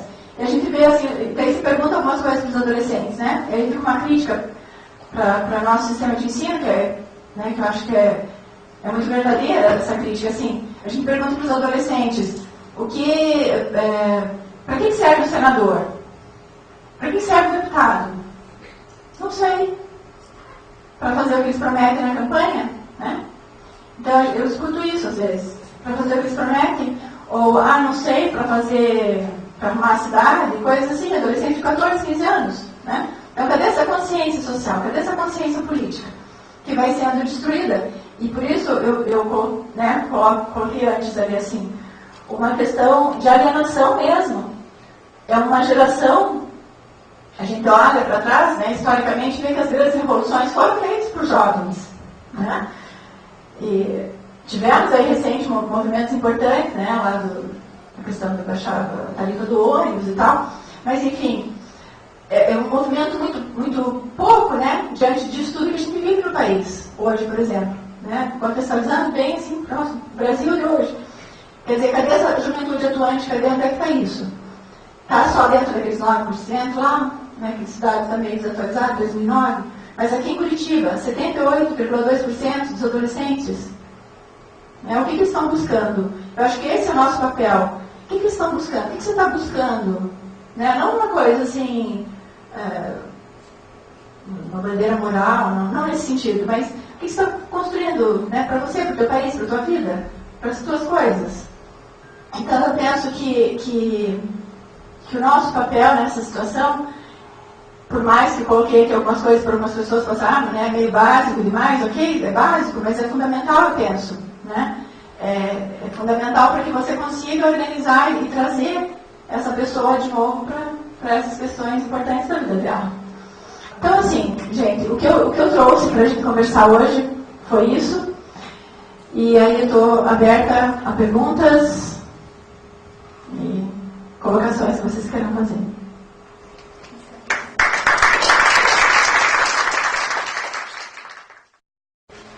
Bom, então nós temos um tempinho para debate. Tem uma questão que a nossa colega psicóloga Paula Daniele Lopes encaminhou online, que é a seguinte: percebo que problemas de ordem social estão sendo confundidos por problemas de ordem orgânica. Como lidar com isso, auxiliar nesses casos? Os problemas sociais, eles estão sendo confundidos e não estão sendo confundidos por acaso, né, Paula? Eu acho que existe toda uma construção ideológica para que isso aconteça, né? Para que a gente entenda os problemas sociais como problemas orgânicos. Aí a gente, fazendo um diálogo com isso que a Mônica trouxe sobre o uso de álcool e drogas, né? Como que a juventude tem sido cooptada para o uso de drogas e de álcool, né? Como se isso fosse libertador para elas, né, tirando elas das manifestações, né, dos questionamentos. Eu acho que é isso que estava trazendo, eu acho uma discussão bem interessante, né. Eu acho que isso não tem sido à toa, não é à toa, né, existe muito investimento, muito financiamento mesmo, né, financiamento das drogas para chegar na juventude, um financiamento dessa ideologia para chegar nas escolas, para que isso tudo seja entendido como biológico. Porque se a gente entende como biológico, a gente foge do campo do encontro, que é o que a gente estava dialogando antes, né, Sérgio? Que é isso da gente apostar no indivíduo, apostar que as pessoas possam se reconstruir apesar das suas limitações biológicas, né? Você traz a síndrome de Down, eu gosto muito de lembrar daquele caso, aquele cara de Nick, se não me engano, aquele cara que não tem os membros, todo mundo gosta de mostrar os vídeos, acho que é Nick, em palestras motivacionais. Eu assisti um deles esses dias, assim, circo, desculpa, não vou ler. Eram 2 nomes de circo, é o nome do vídeo agora, mas circo A e B. Mas assim, bem contrastante, que era assim, no circo A, a limitação dele de não ter braços e pernas era ridicularizada, né? Então ela estava lá, mulher barbada, não sei o que lá. Não sei se alguém já viu esse vídeo, né? Circo Estrela, Circo, não sei o que, eu não lembro. E depois ele é encontrado por uma outra equipe de circo que usa a limitação dele positivamente. Então ele pula lá de cima, ele aprende a mergulhar, enfim. Então o fato da gente ter uma limitação biológica, não ter pernas e braços, é bem objetivo, não ter pernas e braços. Acho que é circo borboleta. Circo borboleta, exatamente. Isso, obrigada.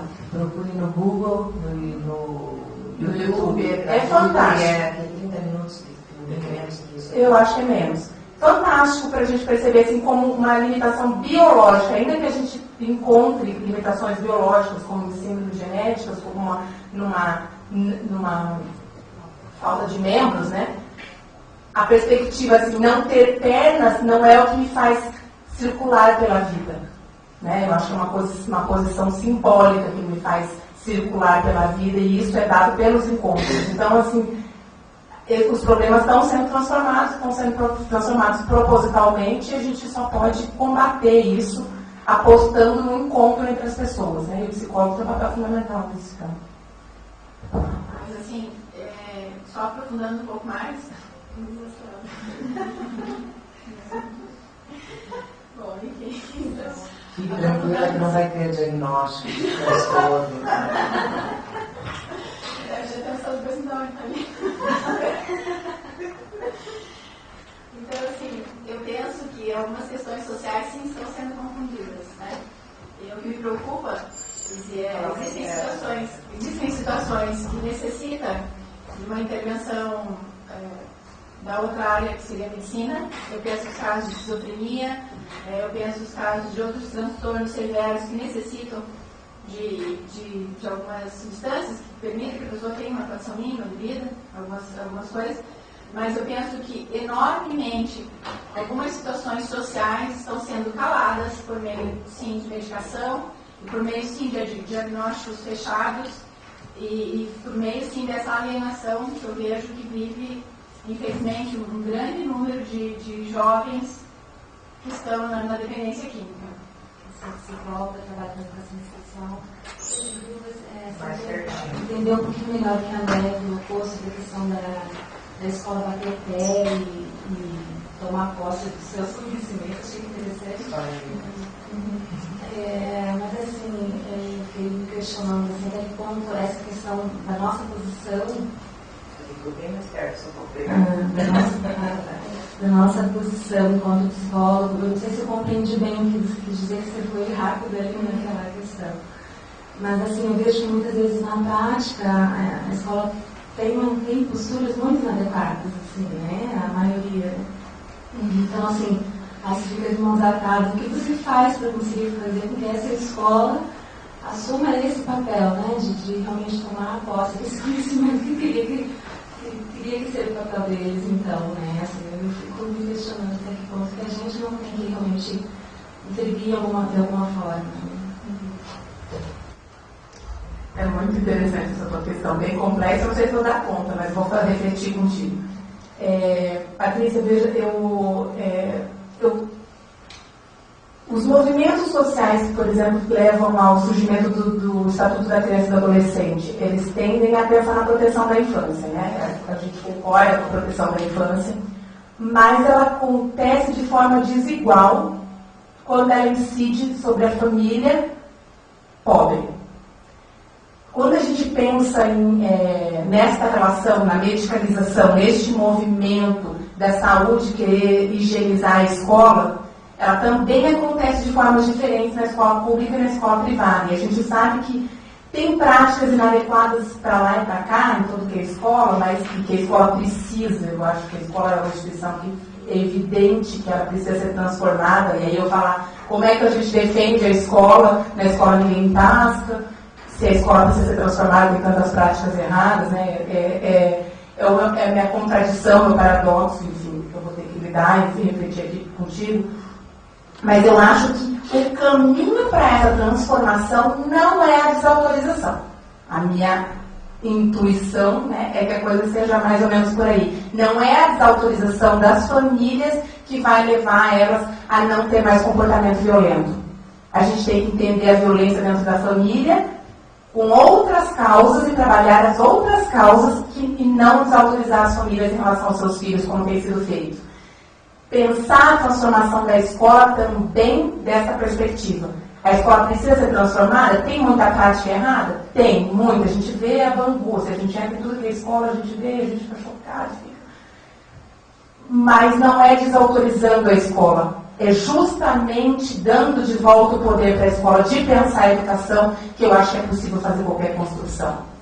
É mais ou menos por aí, né? Que a gente não deva, com este movimento, tirar aquilo que fez um professor se colocar naquela posição de professor. E eu vou educar crianças. Estou muito perto? Então, né, eu acho que principalmente incide sobre o professor este problema da desautorização. Porque na sala de aula, o fonoaudiólogo sabe como que o professor tem que fazer, o psicólogo sabe como que o professor tem que fazer, o psiquiatra sabe. Todo mundo entra na sala de aula e fala, professor, faça assim, faça passar por rua. E o professor não tem como construir nada a partir disso, dessa invasão de saberes que não são os saberes, inclusive, que eu, a partir da minha leitura da psicanálise, que eu acho que são saberes, inclusive, insabidos, né? São saberes que nos constituíram, né? Eu acho que é de outra ordem que faz o professor se aventurar em educar, em se instituir neste ato de transmitir conhecimento, né? É de outra ordem e isso é totalmente destituído, né? Então, eu acho que, não sei se estou sendo muito confusa, acho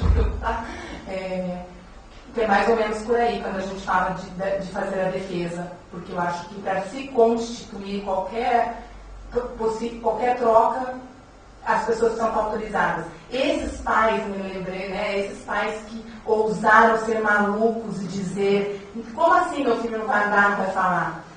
Né? Estavam autorizados, espera lá, eu vou. Parecem bem fora da casinha, bem malucos, questionadores, enfim. Por isso que o transtorno opositor, desafiador, é um transtorno que eu gosto muito, me identifico com ele, porque eu acho que a gente tem mesmo que ter uma certa quantia de oposição, né?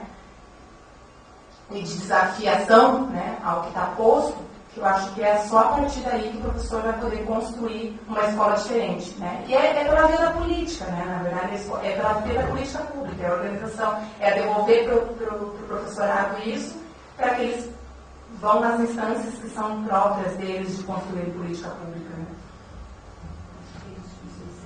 Acho que quando a gente coloca a questão até da família maluquinha, entre aspas, é um hábito péssimo, né? Eu usei, na verdade, esse termo, que é de medializar a família, no sentido de você colocar também a família dentro de um rótulo, né? Com aquela mãe maluca, então ninguém dá atenção a ela.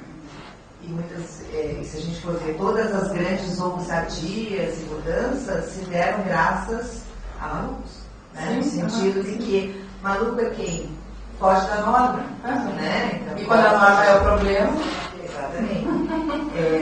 E acho que nós, enquanto psicólogos, temos uma responsabilidade muito grande para lidar com esses conceitos e preconceitos dentro de, seja com instituição, que a gente vai trabalhar aqui de lá, em instituição educacional, né? E que é obrigação nossa trabalharmos realmente também na forma como a gente fala, como a gente lida com os preconceitos, senão a gente vai reforçar patologias institucionais, né? Vai, em vez de trabalhar nessa questão da deshospitalização na saúde, da desmedicalização, né, em relação ao processo que acontece na educação e na sociedade, a gente vai fazer exatamente o que nos pedem. Então, avalie, diagnostique e diga o que fazer com essa pessoa, né? Então, não se escuta a pessoa, não se escuta o professor, muito menos a família, né? Então, o quanto realmente a proposta dessa mesa de hoje é super ousada, no sentido de todo mundo parar para pensar nas suas práticas e como lida com as questões postas, né, dentro da escola. E como a gente tem que tomar cuidado da gente não entrar nesse papel que muitas vezes a escola nos pede, né? Porque muitas vezes a escola quer isso, né?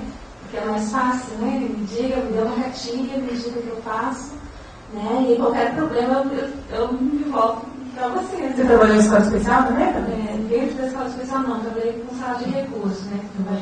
Então, assim, é muito difícil, a problemática é grande demais, né? Então, assim, se você cair nesse papel, né, você se afunda cada vez mais, né? E por um lado você, pro teu, como é que diz, teu sentido de eu sou uma autoridade, até o teu ego, digamos assim, é bom. Mas se você vê o teu trabalho no dia a dia, o teu papel primordial é você estimular com que o professor, né, venha refletir por ele mesmo e venha desconstruir. O que vai produzir, né, que vai produzir e o que vai contraproduzir. A responsabilidade dele, assumir a responsabilidade dele como professor também, né? E assim, ele sabe que dá certo em um lugar na sala de aula, ele está lá, né? Não é a gente tá fora, né? Mas até chegar nisso é difícil. Não, mas não vamos desistir. Já comentei anteriormente, eu sou Andressa, eu trabalho em escola, né, na área da psicologia escolar. E eu quero dar os parabéns para vocês duas, né, acho que foi bastante produtivo, fez, né, a gente refletir muito. E queria trazer o exemplo assim, da instituição onde eu trabalho, que, né, talvez esteja acontecendo em outros locais em relação à prevenção ao uso de álcool e outras drogas, né. E nós, assim, primeiro que a gente adotou uma terminologia, até emprestou da área de saúde, assim, para trabalhar com alunos, professores, os pais foram informados também. O nome do programa dentro da escola, dessa escola, é Programa de Prevenção ao Uso de Álcool e Outras Drogas. A gente dá ênfase para esse grupo de substâncias e coloca o álcool como, né, uma droga, né? A gente não está distinguindo tanto aquilo que é a droga lícita da ilícita, como a mais perigosa, ou a mais nociva e a menos nociva. Então, né, trazer essa mensagem para os adolescentes. E estamos trabalhando desde o 5º ano, como a Mônica colocou, né? A gente acredita que precisa levar esse discurso, esse debate para as crianças já com 10 anos de idade. Tem professores que nos questionaram, isso é uma defesa da nossa área da psicologia. Tem professores que questionaram, será que eles não são maturos, vão aproveitar esse debate? A gente trabalha no 5º ano sobre o tabaco, que também é uma droga, né? A gente tem levado essa campanha também do anti-tabagismo e orientando o professor como abordar esse tema, porque muitas vezes o professor é um tabagista, né? Tá, né, trabalhando para deixar ou não consegue, os pais também consomem, então a gente orienta que os professores têm muitas vezes preconceito ou ficam cheios de dedos, né, como abordar esse tema. E tem funcionado, os alunos discutem, eu já presenciei no 5º ano mesmo, eles se posicionam, trazem exemplos da sua vida pessoal. Então, eu queria trazer essa contribuição assim, que está acontecendo e está dando certo, e as famílias estão apoiando. Então, entendendo que a escola também tem esse papel, a gente também valoriza muito a função da família. Sempre deixa muito claro que, né, em primeiro lugar, é em casa que eles têm que fazer essa ponte, né, tem que haver esse diálogo, e os pais ficarem cientes do que a gente está trabalhando lá para reforçar em casa, para abrir uma comunicação em casa a respeito do assunto também. Eu vejo assim, né, na minha prática, eu vejo que existe um tabu de se falar de drogas e álcool dentro de casa. As pessoas me falam, a gente fala sobre tudo, a gente tem uma relação super aberta, a gente fala de tudo, mas eu não sabia que minha filha estava falando com uma pessoa na internet e eu cheguei em casa e ela estava com a mala pronta para ir embora para morar com essa pessoa. Né? E ela estava nisso porque ela achou bacana, ela tirar cocaína e tal, e estava nessa história. Então, assim, não se fala desses assuntos em casa, se fala de muitas coisas, poucas famílias, existem escolas, como você disse, mas será que precisa? Será que eles vão entender? Gente, eles têm aula de produção humana, porque tem aula de ciências, de física, né, de matemática, por que não vão entender isso? Né? E não estigmatizando as pessoas que usam, mas trazendo para uma clareza de consciência, assim, o que isso está levando, o que isso está proporcionando, para mim enquanto pessoa, para minha família, enfim, né? Eu acho que é um questionamento importante. Eu participo de algumas discussões já há algum tempo em relação ao álcool e outras drogas, que foi a área que eu trabalhei uns 15 anos em consultório, trabalhei também em instituição, trabalhei com redução de danos depois, né? Enfim, a gente vai ter um desdobramento também nisso. Várias discussões são postas que, na verdade, a prevenção deve acontecer na primeira infância. Então, começar aos 10 anos parece que é tarde. Se a gente for avaliar, cada vez mais cedo o contato com álcool ou outra droga já se deu. Né? Se a gente for fazer uma pesquisa mais abaixo. E, logicamente, o grande desafio para psicólogos, pedagogos, professores, enfim, os profissionais que atuam na área é como fazer, sem tirar o poder familiar, no sentido não jurídico aqui, mas da capacidade da família em lidar com a questão, porque a grande questão de prevenção, formação, obviamente, é o encargo da família, né? Tem alguns slogans até que falam, né, que a escola vai ajudar na formação, educação, mas a educação básica mesmo, formação vem de casa. Mas quantas famílias desestruturadas ou quantas crianças têm contato já ou com a pessoa na família que já usa álcool ou qualquer outra droga, né? Como trabalhar isso? Porque às vezes a criança traz na aula maternal que o pai chegou bêbado em casa, tinha a oportunidade de conversar com toda a criançada, né? Se alguém já viu alguém bêbado, né? Como que é isso? E fazer uma roda de conversa sobre isso. Porque aquilo que você vive no dia a dia, por pior que possa ser, você está apto a falar. E não falar que é o risco. Né? E queria até que a Andréia pudesse falar um pouquinho mais, para dar uma pincelada ali, que eu acho que é uma coisa super séria, que é a questão de abuso e violência intrafamiliar e a questão de violência e exploração sexual de meninos e meninas, crianças e adolescentes, que são medicalizados e medicados, né? Então tem uma química ali para embotar determinado comportamento que está aparecendo em função, às vezes, de uma questão de dependência química no lar e que tem toda uma outra situação, né? Que acontece em consequência disso, né? Sistemicamente falando, o dependente químico ele representa toda uma outra questão, né? Eu queria que você pudesse falar, tanto a Andréia falar disso que pincelou, né? O risco disso, quer dizer, o único jeito que aquela pessoinha tem para expressar que está sofrendo, ele vem até mordendo com ela, ou fazendo qualquer outra coisa, dando um chute na cara do professor, não sei, falando palavrão, seja lá o que for, ou determinadas atitudes que as pessoas daí entendem que é desproporcional, é fora, e daí encaminha para a área de saúde e acaba sendo reprimido com clínica, inclusive. E queria que a Mônica também pudesse falar um pouco dessa ideia aí de prevenção, muito antes dos 10. Eu recentemente li um livro da Laura Gutman, psicanalista argentina. Ela fala um pouco disso, dessas violências que acontecem nas famílias, enfim, de diversas ordens, né?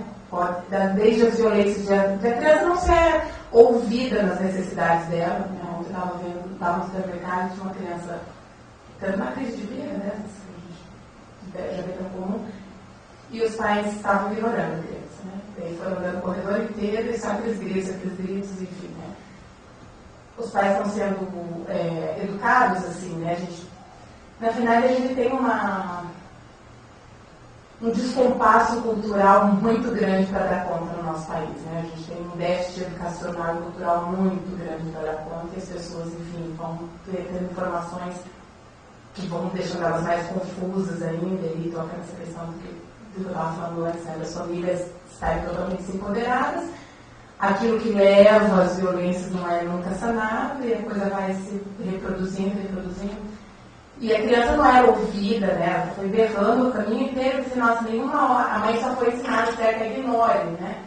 E a criança, ninguém abaixou para ouvir qual era a questão dela, né? E eu acho que desde esse tipo de violência até a violência sexual, violência física, tem que ser tratado com verdade, né? Com isso que você falou, falar disso, né? Nós precisamos encontrar quem é o setor, a pessoa na família com mais condições de revelar isso, de falar disso, de desvelar, para trabalhar com essa pessoa, né? E a gente precisa, né, o nosso papel de psicólogo, perceber qual é essa pessoa e ajudar essa pessoa a dar os primeiros passos de falar dessas violências, né? Porque quantas crianças são violentadas e quando contam para a mãe permanece em silêncio. Porque aquilo veio dizer, inclusive, de uma condição dela, de não lidar com a sexualidade, melhor que a filha seja abusada pelo pai, não precisa transar com o pai, enfim, né? Enfim, a gente precisa perceber se vai ser uma tia, se vai ser essa mãe, quem vai ser que vai ter condições de se encontrar um pouco com essa verdade que está oculta, que está sendo apresentada nessas violências sexuais, né? Fazer um tratamento que é muito árduo, muito trabalhoso, né? Muito diferente de pegar e silenciar essas crianças, né? E a gente sabe que isso é muito comum, né? A violência sexual é muito comum em todas as classes sociais e que uma série de crianças dessas que estão sendo medicadas com etiletrato provavelmente estão sendo medicadas porque não conseguiram encontrar outra forma de socorro. Somos nós que temos que estar atentos, né?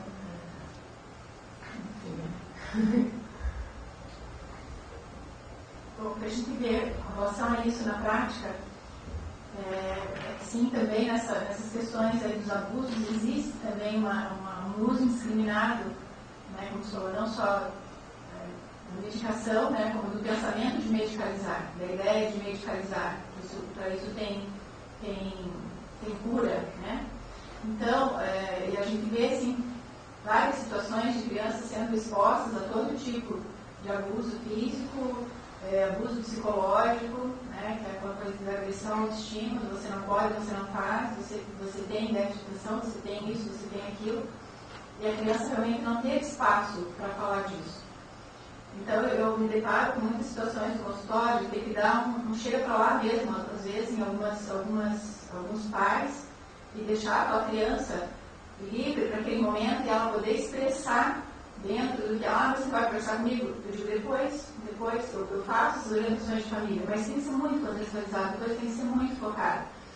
Então, e várias situações assim que a gente vê, né, que eu acompanhei, que a gente acompanhou, de menino está sendo abusado pelo pai, então o pai ingeria álcool, e dava para a criança também álcool com um outro medicamento meio anestesiava o menino, né? E a partir disso aconteciam as coisas.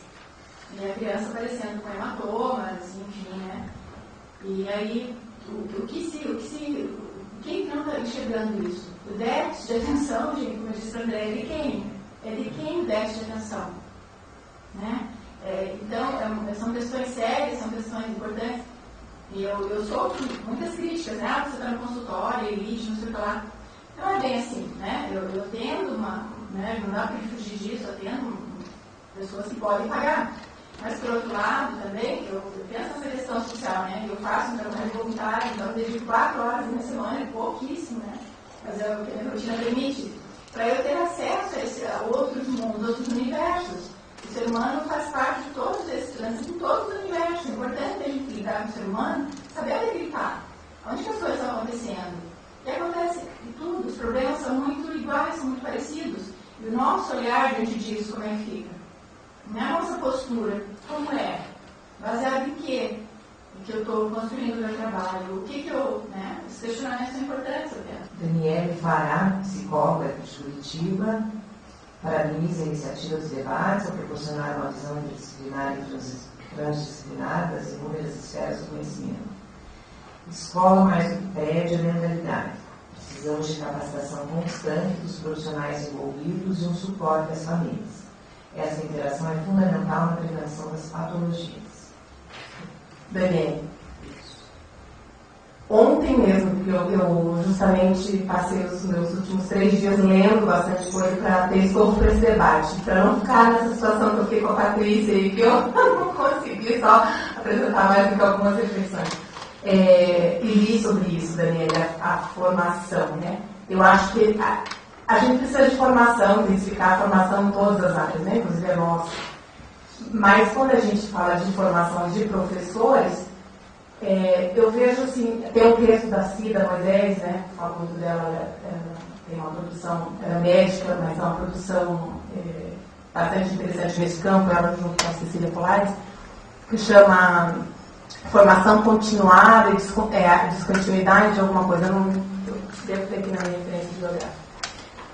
Mas, veja, a formação continuada dos professores, ela só tem servido para mostrar para os professores que eles não têm formação. Porque de continuada não tem nada, né? Começa sempre do zero.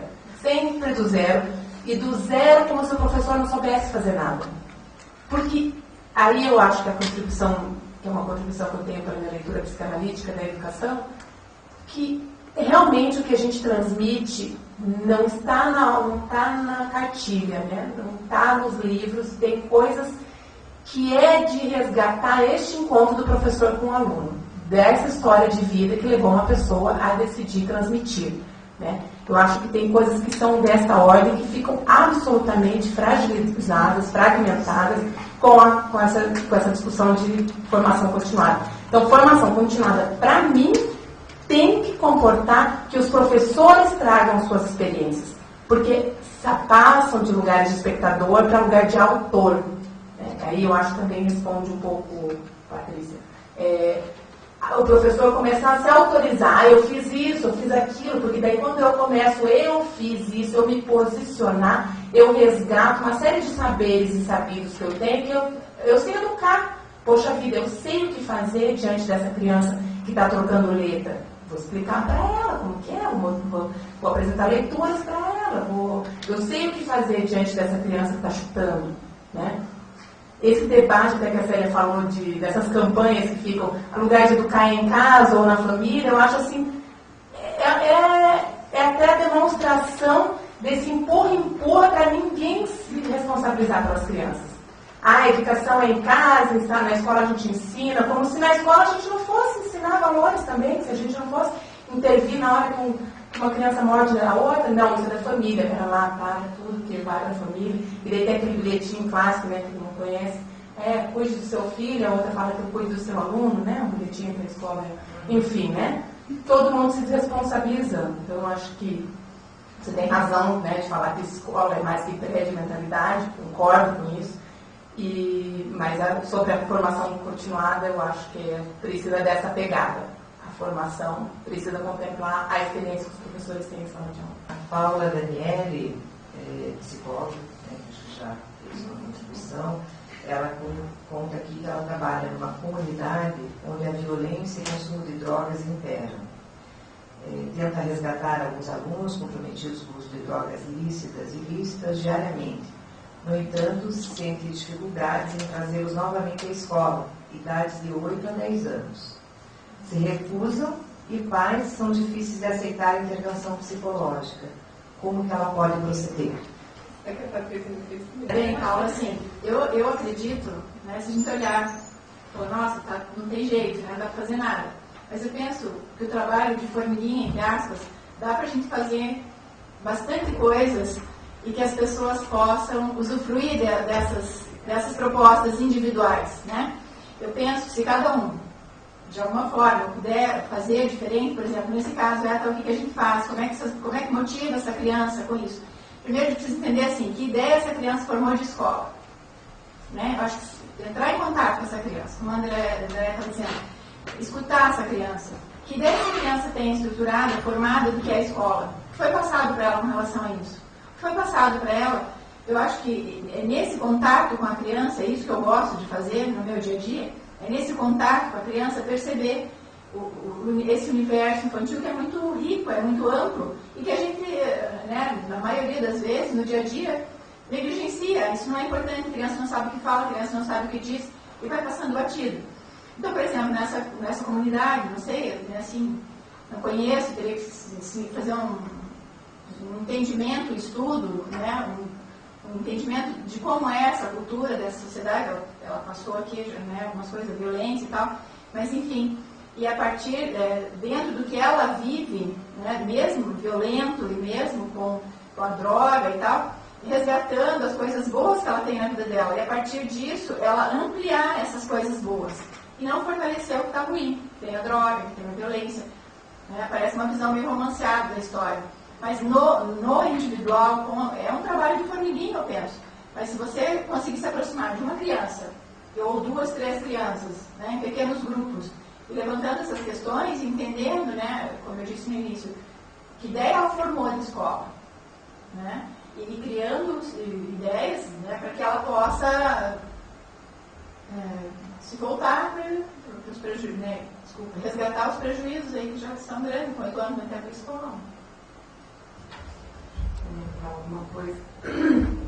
Fui pensando quando eu tive o convite de estar nessa mesa que discutia álcool e drogas, eu tinha pensado numa determinada situação que se passou com um professor que eu admiro muito, que é o meu marido.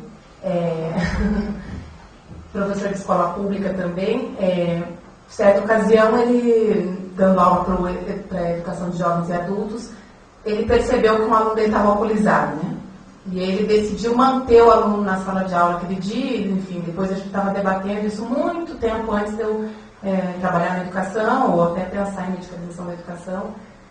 E a gente debateu, enfim, longamente aquela noite. Eu achei bem interessante, porque assim, se algumas comunidades têm essa realidade do álcool e da droga muito presente, e isso é bem comum nas periferias, a escola precisa estar permeada por isso, né? Quando ele decide manter o aluno dele alcoolizado na sala de aula, é porque ele entende de uma outra lógica a função da escola, né? Que eu acho que é a função social que a gente pensa para a escola. O que a escola vai favorecer de pensamento crítico para cada sujeito, né? Para aquela comunidade que é usuária de álcool e drogas assim de forma tão intensiva quanto ela falou, a escola precisa mergulhar nisso e ela precisa ser muito diferente de só ficar excluindo, apontando, ficar lá assim, isoladinho, olha lá o uso de álcool e drogas.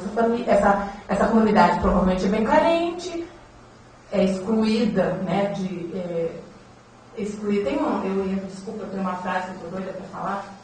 Então, eu ia sugerir uma leitura para vocês, que é daquele, não sei se vocês conhecem a Eliane Brum, aquela jornalista, que eu acho fantástica, ela escreveu, eu acho que todo mundo já deve ter lido aquele Como se Fabricam Crianças Loucas. E tem uma frase no texto dela, vamos ver se eu acho aqui, que é assim: a patologização das crianças em situação de vulnerabilidade social evidencia a precariedade da rede de atenção e cuidado e também a insuficiente articulação ante as políticas públicas no campo de saúde, educação, habitação e lazer. Então vejam, eu acho que essa questão da política pública, a escola precisa estar articulada, né, com todas essas políticas públicas de trabalho, de geração de renda, de lazer, de esporte, de saúde, de educação, porque senão a escola não cumpre papel nenhum de transformação social. Vai lá e fica só estigmatizando, e a comunidade continua igual. Enfim, eu acho que se trata disso, né? Do psicólogo que trabalha lá, instigar, claro, a gente não faz milagre, formiguinha, mas é instigar a comunidade, a escola, a questionar essa insuficiência de política pública, de articulação para resolver os problemas daquela comunidade, que vai gerar o uso de álcool e drogas. Eu penso que como articular isso não é dentro da escola, em termos físicos, né? Isso até colocou, a escola não é um prédio, né? Então que o psicólogo dentro da escola ele tem que ousar dentro e fora. Então, para acessar as políticas públicas, tem que conhecer qual o CRAS, CREAS, né, que são os Centros de Referência à Assistência Social e os Centros de Referência Especializados da Assistência Social, próximo da escola, que é referência, que é próximo da casa dessa criança, porque essa criança já está fora, né, do que ela falou, já saiu da escola e não quer voltar. E os pais também não vêm. Então, se eles não vêm, então esse psicólogo tem que ir até eles. Né? E às vezes e é lembrar que não está sozinho, tem um psicólogo lá da política da assistência, da saúde, ver quais são as referências próximas. Às vezes tem que apelar para o pastor da igreja que a pessoa frequenta, se for o caso. A gente precisa de rede. E a gente sabe muito pouco ainda trabalhar em rede.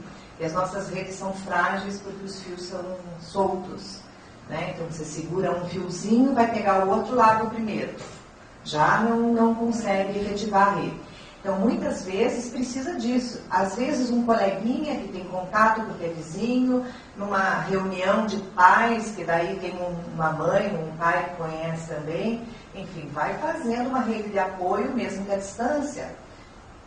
Nesse aspecto, né, de quem conhece, mas tem que ir lá também, tem que fazer visita familiar, domiciliar, e para isso lançar a mão das políticas. Está no ECA, que a Andréia citou, né, a questão do direito ao convívio, a questão da educação e etc. Então, se há direito aí sendo vilipendiado, né, não sendo respeitado, porque a criança precisa de alguém, de um adulto que se responsabilize pelas suas questões, né, e que garanta seus direitos. Então a família não está vindo, cabe com certeza daí o CRAS ou até o CREAS, dependendo de qual é a situação, intervir, né, e acessar outros caminhos, se for o caso até o Ministério Público, se a criança fora da escola. Né? Então eu acho que assim, existem caminhos, obviamente, buscar caminhos de dialogicidade, né, de conversa, e não assim, então vamos fazer uma denúncia e daí o cara vai ter que colocar a criança na escola na marra. Não, tentar esses caminhos de pares para aproximação. Acho que isso é fundamental. E falta muito na nossa formação, do modo geral, conhecer políticas públicas. Né? Conhecer todas as políticas que a gente pode conversar, lançar a mão para o nosso trabalho não ser tão solitário. Porque essa colega, pelo jeito que ela coloca, parece que ela está super sozinha, tipo, e agora, socorro. Tanto que a hora que eu levei a pergunta, eu disse, até eu falei, né, socorro. Né? Então, tem caminhos. Né? Se a gente começar a conversar, a gente começa a lembrar de 1000 possibilidades de rede. Claro que não vai ser fácil. Né? E nem sempre, onde você busca o diálogo, você tem um retorno. Mas tem que ir tentando, batendo nas portas até que elas se abram. Forçou, né, Célia? Você foi mexendo, não deu para ficar calada. Eu estava tentando ficar quieta. Eu acho que eu sou Marita, eu trabalho também aqui na Comissão de Psicologia Escolar e Educacional e estou adorando aqui a fala das colegas e realmente eu não aguentei a provocação da Célia. Eu acho que cai bastante aqui na questão da formação do psicólogo escolar e educacional. Né? A gente tem uma falha, um vício, uma dificuldade muito grande, sim. Eu vejo dessa solidão, né? Nesse isolamento que você trabalha sozinho, você não busca esse auxílio que você acabou de colocar e deixa de utilizar muitas vezes o vizinho que está do teu lado e que você não recorre por isso, que está às vezes louco para ajudar e que você deixa por não olhar para o lado, né, de buscar, de solicitar esse auxílio. Então, acho que eu não queria entrar nessa questão, mas acho que também não deixar de lado, não para focar nesse momento, mas a questão da reflexão sobre a formação do profissional de psicologia e a importância de levar essa reflexão para os bancos escolares desde sempre. Como agora nosso tempo está terminando, eu passo a palavra de novo para a Andréia e para a Mônica para as últimas considerações, aproveitando já agradecendo muitíssimo a colaboração e agradecendo em especial a Comissão de Psicologia Escolar e Educacional aqui do Conselho, que propôs e organizou essas mesas para a gente. Então passo a palavra para vocês fecharem agora. 1 minuto e meio, 2 minutos para cada um. Marita, obrigada, né, por denunciar o nosso furo, né? Eu acho que a gente tem que se dar conta disso. Na última reunião que a gente teve no fórum, justamente falávamos disso, né? Da formação que precisamos ter, né? Essa é uma das funções do fórum, então aproveito para falar disso também. Convidar todos para somar conosco, para intensificar conosco essa formação, né? Quando a gente estava pensando em fazer uma formação sobre recomendações, a gente estava lá, mas eu só domino política pública em educação, e eu só domino em saúde, então, poxa, a gente vai ter que se haver com esse problema, com esse furo, que é um furo que aparece aqui, justamente a nossa deficiência nessa formação, né? De como fazer rede, porque eu acho que toda transformação social ela só pode acontecer dentro do contexto dela, né? Uma comunidade só vai se transformar com as possibilidades materiais que ela tem. Não vai ser de fora para dentro, é de dentro para fora. É com o vizinho, é com a rede que for possível, com aqueles atores sociais que estão lá, com aquele bêbado mesmo que está na sala de aula. Então, assim, é com aquele professor que está errando, que está xingando pelo corredor. É com ele mesmo que nós vamos ter que construir a transformação da escola. É com aquele pai bêbado mesmo que nós vamos ter que construir a possibilidade do filho, do retorno do filho. E aí, apontando esses furos para fora, a gente volta ao que eu estava falando, né? A gente tem esse métier, né, do fórum de formação. Quero convidar vocês a entrar em contato conosco, porque a gente quer fazer mensalmente formações. Está no nosso calendário desse ano fazer formação em políticas públicas, educação e saúde, então, para tentar dar conta disso. A próxima que nós vamos fazer vai ser sobre dislexia, dia 14 de maio, provavelmente na PP, não tem um local certo ainda, depois vou divulgar. Curtam a nossa página no Facebook, que é o Núcleo Curitiba e Região Metropolitana do Fórum. Tem a página do Fórum e tem a página do Núcleo, tá? Então, assim, a gente costuma divulgar as atividades do Núcleo dentro da página do Núcleo, às vezes, ou nem a nossa participação aqui hoje, o pessoal do Fórum Nacional divulgou também, mas a gente costuma divulgar nossas atividades na nossa página, então curtam a nossa página no Facebook, Núcleo Curitiba e Região Metropolitana, Fórum sobre Medicalização da Educação da Sociedade, um nome bem compridão. A gente pretende, então, fazer mensalmente formações para dar conta dessas fragilidades que a gente tem. Né? Obrigada pela atenção, inclusive, e pela paciência com essas dificuldades. Bem, eu fecho, então, o que a gente estava discutindo, pensando e levando a pensar no resgate social do papel da escola e da função nossa do psicólogo nesse resgate, na reconstrução, na reformação, na reformulação dessa identidade, dessa instituição que é a escola, e que eu vejo foi se perdendo ao longo do tempo. E implica em tudo isso que a gente estava falando hoje.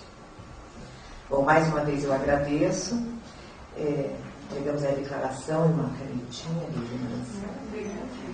Semana que vem fica o convite aí para todos e todas, os limites da escola, afinal, que instituição é essa?